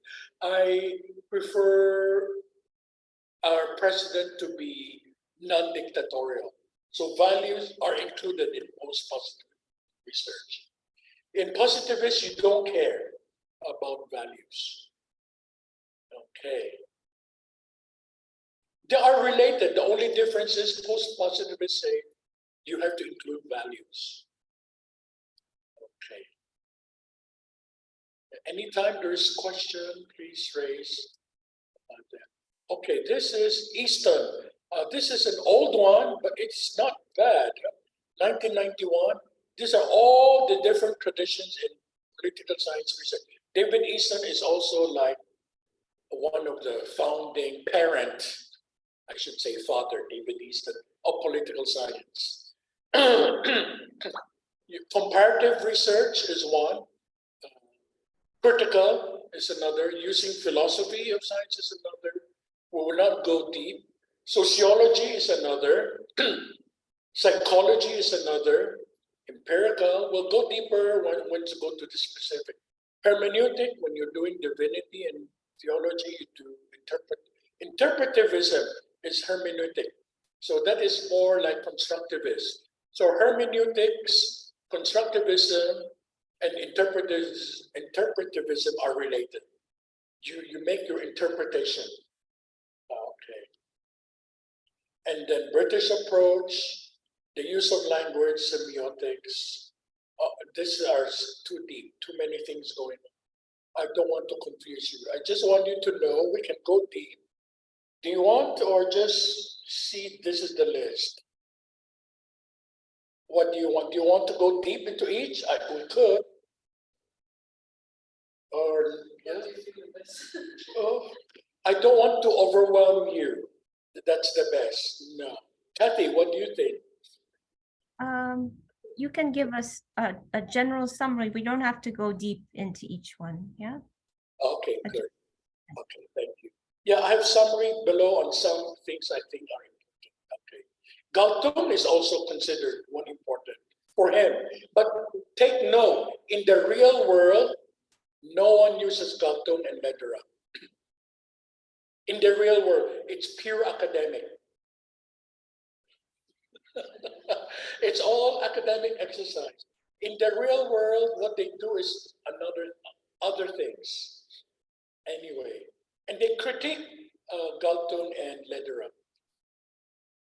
Okay, just to let you know. Okay, okay, Kuhn. he very important in all sciences, all social science and natural science. Kuhn says knowledge is not linear. It's not like, oh, today we know this, tomorrow we add new knowledge. No, there are breaks in knowledge and changes in direction in our knowledge. Okay, so this is how I drew it. For example, in the past, we thought, of course, the whole universe revolves around the earth. And then there were some people who said, no, we all go around the sun. That's a big break in knowledge. Okay, that's a paradigm shift. These are two very different ways of looking at the world. Earth-centered and sun-centered.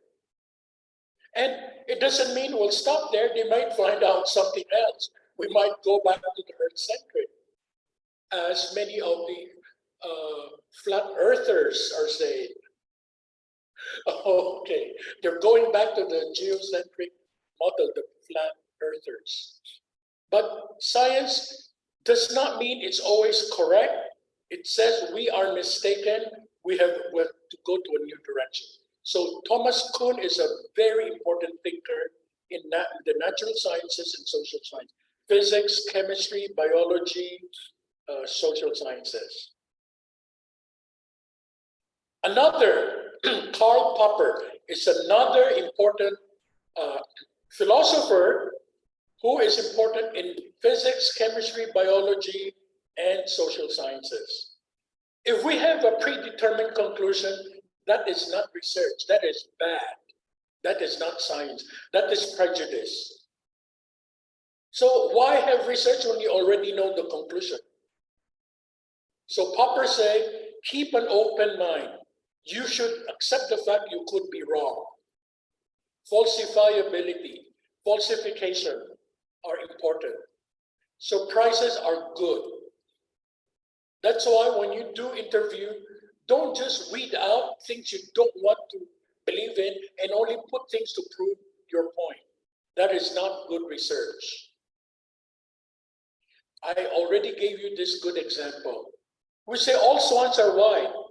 If you can say one swan is not white, then your generalization is wrong. This is a classic philosophy example, okay, that they teach when you take philosophy classes. Okay, one thinker, he's an American, Franco-American, and he had written many things. You can click onto his book here. He had written many things, and these are some of his ways of looking at things. He said, don't just accept the canons. Canons meaning the accepted dominant literature. And his vocabulary is the intellectual apparatus. One of you talked about intellectual something. I think it was Kathy's book. So do not just accept what the theories say, the dominant discourse, and even the critical theories. Don't just accept them. He's saying we must have a materialist view and counter narrative to counter the dominant narrative, meaning the dominant story that we hear.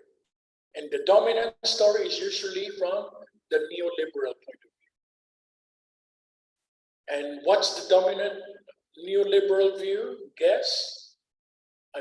I'm sure it's the elephant in the room. We know it, but we don't think it is it. What? Guess. Liberal peace theory. Yeah, the liberal peace theory. And what is inside the liberal peace theory? Very good. Free markets. Exactly, very good. And free market and very good. You're in the right direction. Yeah, democracy. Very good. More. Democracy. Yes. More. Yeah, I don't know what else to say. Yeah. Globalization is a good thing. Yeah. The whole package. It's the elephant in the room. He's saying we can and should question. And that is what the literature in Dr. Mark's class do.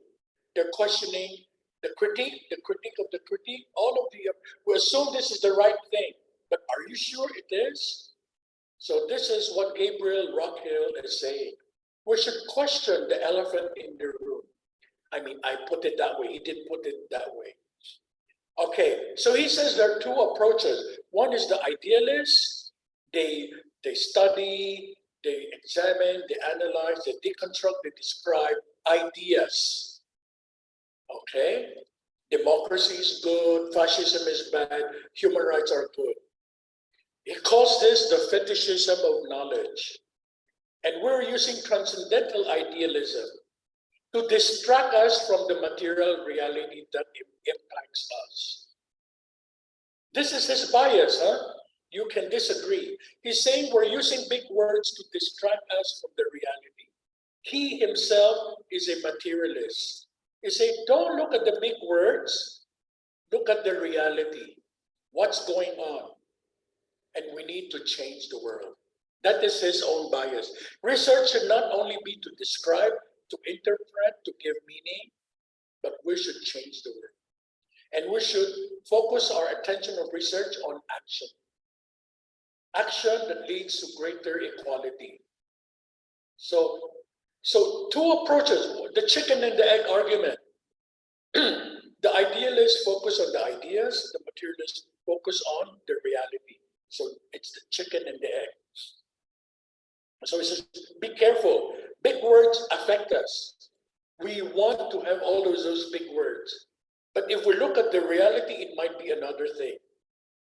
Okay, this is my drawing. There are opposed views of how we look at the world. We can say, oh, women are equal. Fine, that's beautiful. But are they really equal? Yeah. So he says the starting point should be the material condition of women, not the ideas that, oh, women are equal to men. Then that distracts us from the reality. The ontology is the chicken or the egg. Which should you look at first, the chicken or the egg? Okay. So his recommendation is look at the chicken, not the egg. Be a materialist in the philosophical underpinning of your research, which should lead to action, not just describe things as they are. Start from reality, such as, he said, the economic crisis, not abstract ideas such as democracy. Situate your research, this is another big word. Situate your research in the totality of social reality. Don't segregate one from the other. For example, when you want to work on peace, like, okay, you want peace, but look at the economy, look at the politics, look at the culture, look at everything. So, and he said, your research, this is again his bias, huh? You may disagree. You must have a united front from below, not from above. You should advance the interests of, let's say, the working people, the women, the indigenous people, not the middle class, not the elite, and for grassroots empowerment. Okay, so here's a very clear bias in his research. Workers, not the professional or managerial class, who have cash flow, who have job security. Think of those who are suffering, who could be wiped out anytime now. So when you do research, don't look at the professional class. Why bother with them? They can protect themselves. Look at the minority, the minoritized, the working class, the indigenous people. They should be your focus of research and work for their empowerment and change for their benefit. Think about your own research, each one of us. Okay, and don't essentialize or separate gender, class, ethnicity from class analysis. That's what he's saying. And political economy should be your framework. Okay, Kathy, reaction. Agree, your research, and so on. Yeah, I very much resonate with Rockhill, and I also, coming from a feminist perspective, this idea of intersectionality around gender, class, education, ability, putting all those together. So I putting those side by side in terms of Crenshaw and her, even though she is the one to introduce intersectionality. So I do see that. And yeah, so it is really As I put that alongside of even, for example, the research that Ashe presented, there is a baseline in this sense. You're still coming from below, but that doesn't mean because you're reacting in response to the global order of things. That is your baseline. You're reacting to that. So I very much resonate with Raquel. Thank you. Ashe, do you disagree strongly? I agree strongly. Oh. Did I mute? Okay, so that's Rock Hill. And I think I did a drawing, yeah. See, you should try to draw your main points so people see your main points when you, it's called analytic framework or conceptual framework or figure. Always have, develop your skills. When you have a whole paper, draw it. And we as students, when we're doing PhD, all students draw your whole paper in one picture. So try. This is it. He's saying you cannot separate one from the other. When it's the totality. If you're studying culture, but you cannot separate culture from politics and economy. That's what he said. You're studying gender, you cannot separate economy from politics and culture. For example, in the US, I don't know now, for every dollar that a man gets, a woman gets 70 cents, something like that. It might be changing. And politics, count how many CEOs are female, things like that. That's a power. And culture, how many women are expected to do the cooking at home exclusively? Okay. So he's saying if you want women's rights, don't talk only about rights. Look at the totality. And in fact, oh, I did not invite. Oh, yeah, Tajendra is also one of our keynote speakers from England. Dr. Tajendra Farali uses political economy as his way of looking at his research. He will talk on February 27, 2 p.m. Bangkok time.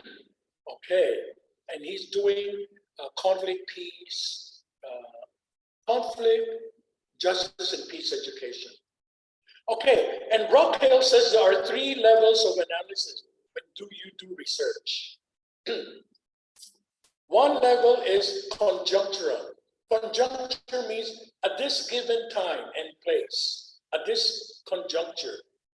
Okay, structural means look at the whole picture. That's the political economy at the given time. Systemic means just look at the whole phenomenon as such.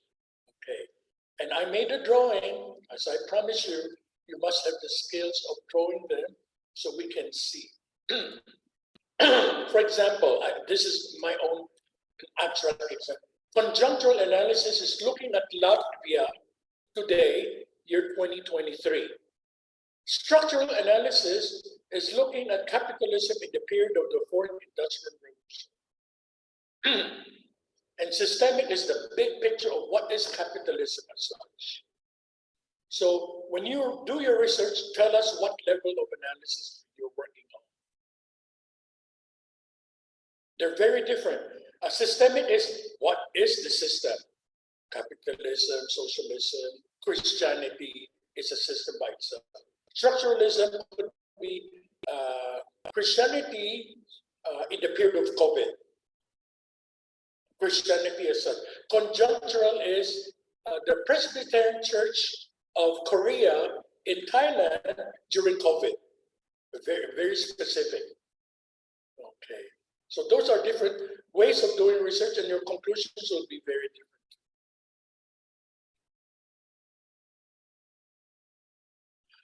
Okay, still with Rockhill, your research must lead to concrete material change. For example, decent and living wages for workers, regardless of color or sex. Not tokenism or symbolic change. He calls this identity politics. You say, oh, women now have equal rights. That's just on the surface level of idea. But work for real changes. You see the difference between idea and reality?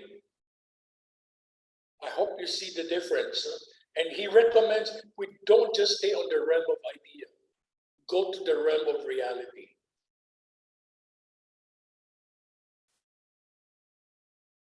Okay. So that's the end of Rockhill. Now, these are some basic elements of research for political science. This is from Danziger's book. One, you have to do diagnostic. A diagnostic includes what are the problems you're addressing. Remember, I always ask you in your papers, what is the statement of the problem?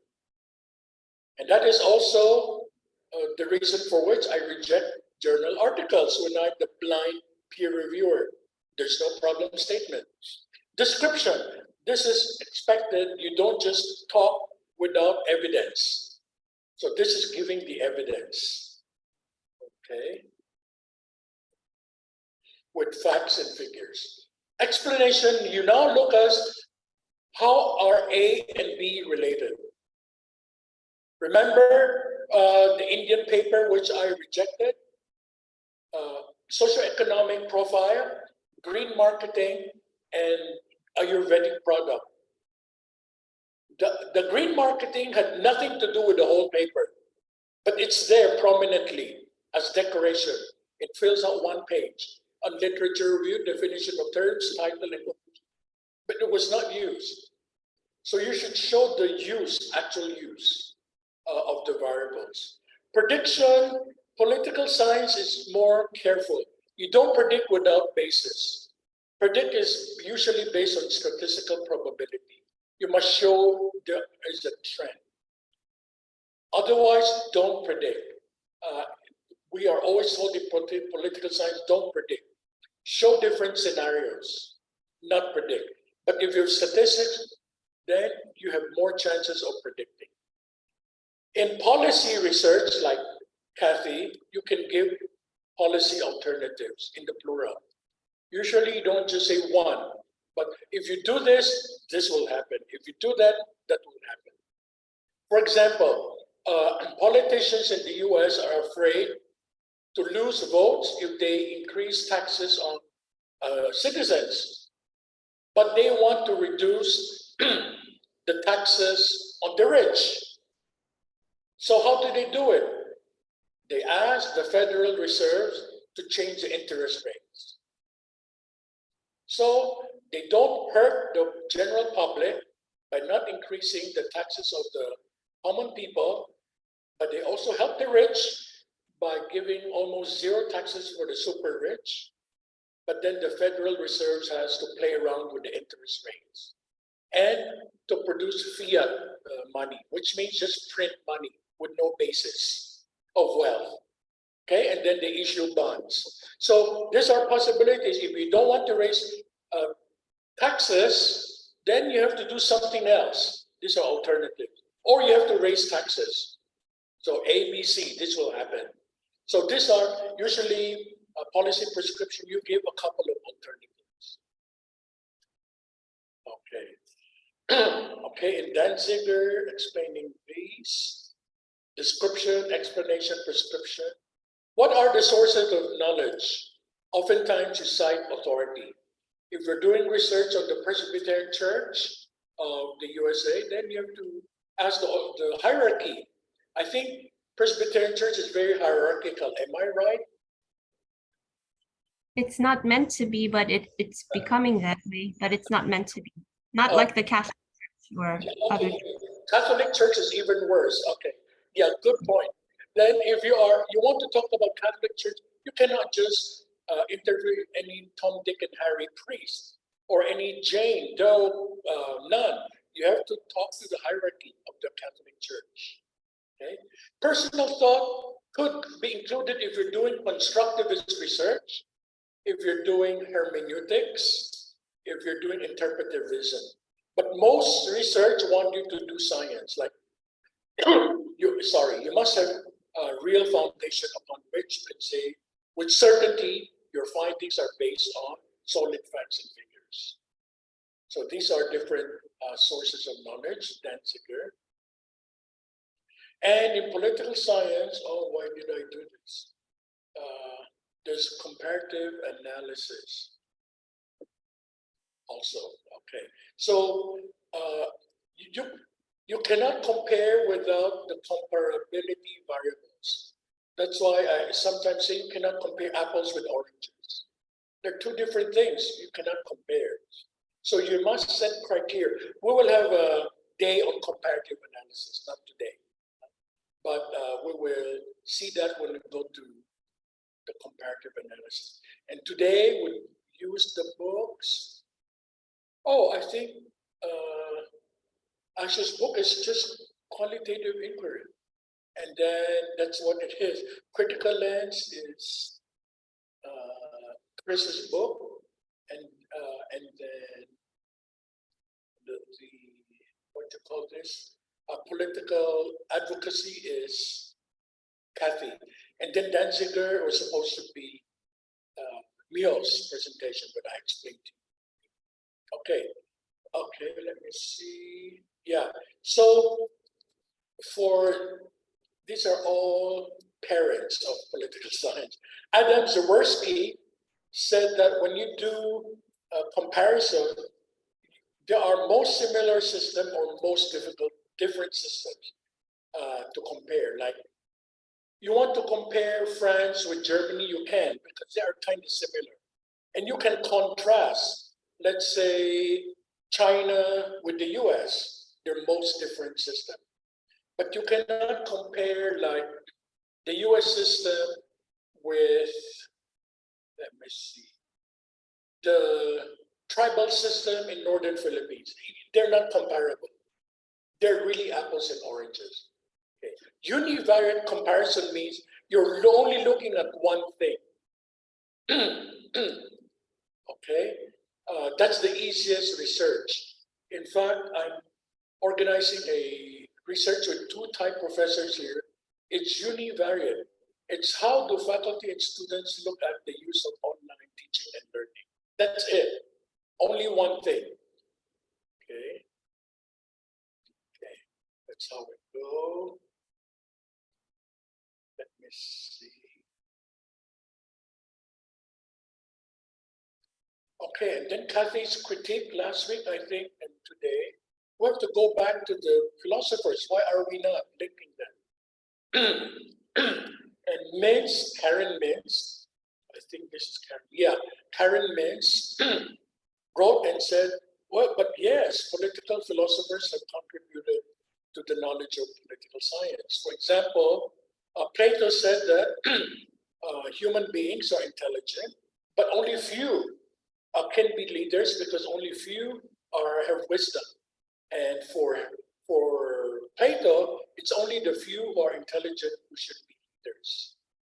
For Aristotle, Aristotle was, okay, remember I said Plato has one prescription, this is the best state, the philosopher must be king. But for Aristotle, he said, no, they're different states, 3 good and 3 bad.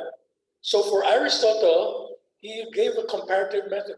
You can have one leader, which is good, which is monarchy for him is good, tyranny is bad. And for few to rule, aristocracy is good, but oligarchy is bad. And then democracy for him is bad. It's mob rule, it's everyone. He says not everyone is intelligent and can rule and know what's best. In the old days, democracy was bad. Think of it, Plato and Aristotle did not like democracy. What is good is polity, which just means people who are citizens in a given country. Note that women in ancient Greece have no right to vote. Okay, just a footnote that you should remember, it's not just a footnote, it's important. It's half of the population of ancient Greece. Slaves have no right to vote. Foreigners have no right to express their opinions. So polity means only those citizens who have the right to vote. Okay, so democracy was not good. It's everyone. We don't want to hear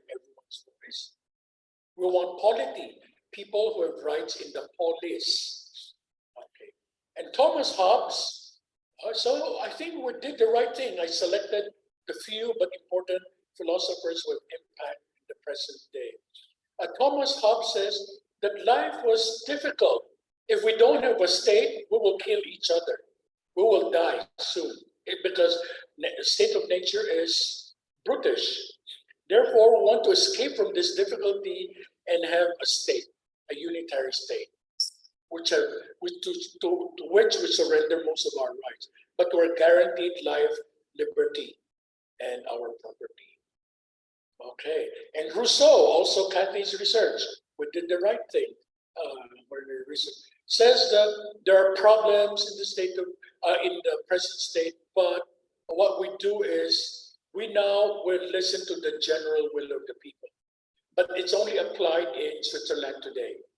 The general will is to listen to each and everyone. Very different from Plato and Aristotle, right? Plato, we only listen to the wise, few. Aristotle only to the citizen who are men, not slaves. For Jean-Jacques Rousseau, listen to everyone at the community level. This is more in line with the grassroots community empowerment. There's Rousseau. Kant, we did not study. He believes that there's such a thing as everyone should be treated with the same humanity. It is called the categorical imperative. Okay, his categorical imperative simply means you do not do to others you don't want others to do to you, whoever they are, wherever they are. There must be certain rules which should be applied to everyone. Okay, so that is the transcendental view of not doing harm to anyone. Totally different view also. Maybe Rockhill will call this the idealist view of rights. Because Rockhill will say, wait a minute, let's go back to the reality. Does this really happen? So it's a very different view. It says there should be something minimal which should not be done to anyone else, anywhere in the world, anytime in human history. Like, thou shalt not kill, but okay. The counter argument is, are you sure the primitive people did not do that? And are we sure we're not doing that today in our wars? And then we say it's a violation of war, but we still do that. So those are counter arguments. I'm not saying this is wrong. I'm saying this is a very beautiful idea, but it's more observed in the violation than in the respect, this view. And Rockwell will say that let's look at the reality instead of the beautiful idea. Okay, so here we see very different views affecting political science from different philosophers. Totally different views, all of these. Okay, maybe I'll end with this. I think this is also from Mintz. Yes, it's from Karen Mintz. Okay, these are some ways by which we study political science. One is history, past and present. Okay. Philosophy, we already have done that. Behavioral, this is the mainstream approach in political science, in social sciences. What we call as positivism. We measure, we have evidence, we have facts and figures. Okay. Alternatives is all the things that Kathy had mentioned, like critical theory, interpretivism, constructivism, and Gabriel. Everything that is not the mainstream approach. Feminism is an alternative approach too. Okay. So these are four major approaches, but alternatives can be subdivided into many, right? Transformative, constructivist, critical, interpretivist, and so on and so forth. I should leave it at this. Comments? There are many more, but I'll keep it simple. So when you do research, what is your approach in doing your research? You have to be clear. And for Gabriel Rockhill, lay down your philosophy. Are you a materialist or idealist? Okay. But all of them, I think, warn, don't be biased and start with conclusion. That's not research. That's bias. Start with an open mind and be ready that your prejudgment can be falsified. Remember Thomas Kuhn and Karl Popper. I even did that in some of my research.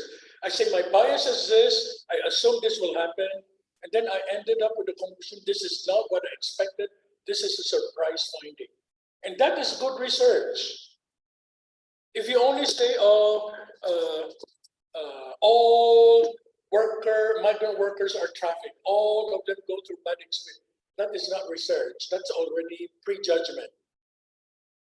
For example, thinking of Kathy, you can say the vast majority, like 99%, well, whatever.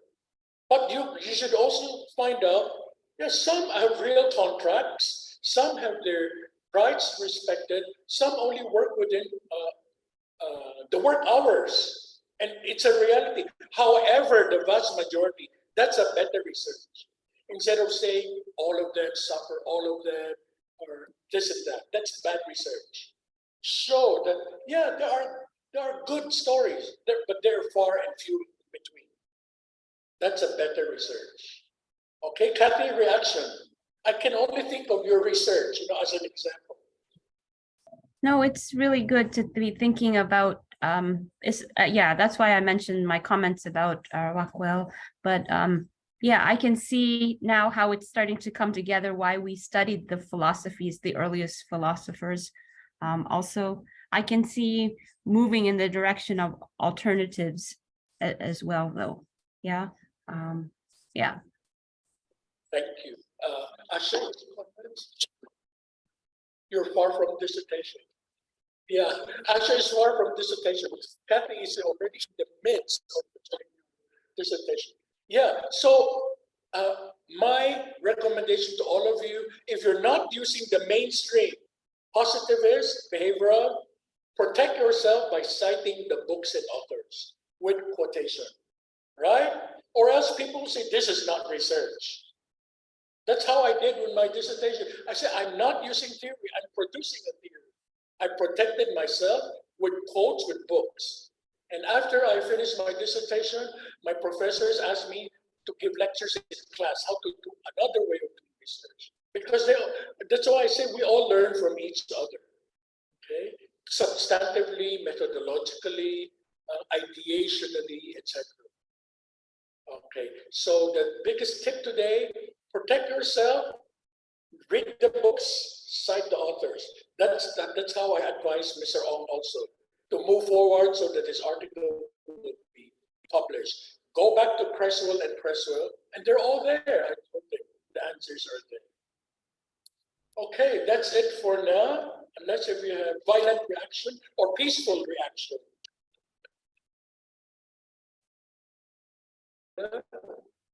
No violent or peaceful reactions. Thank you.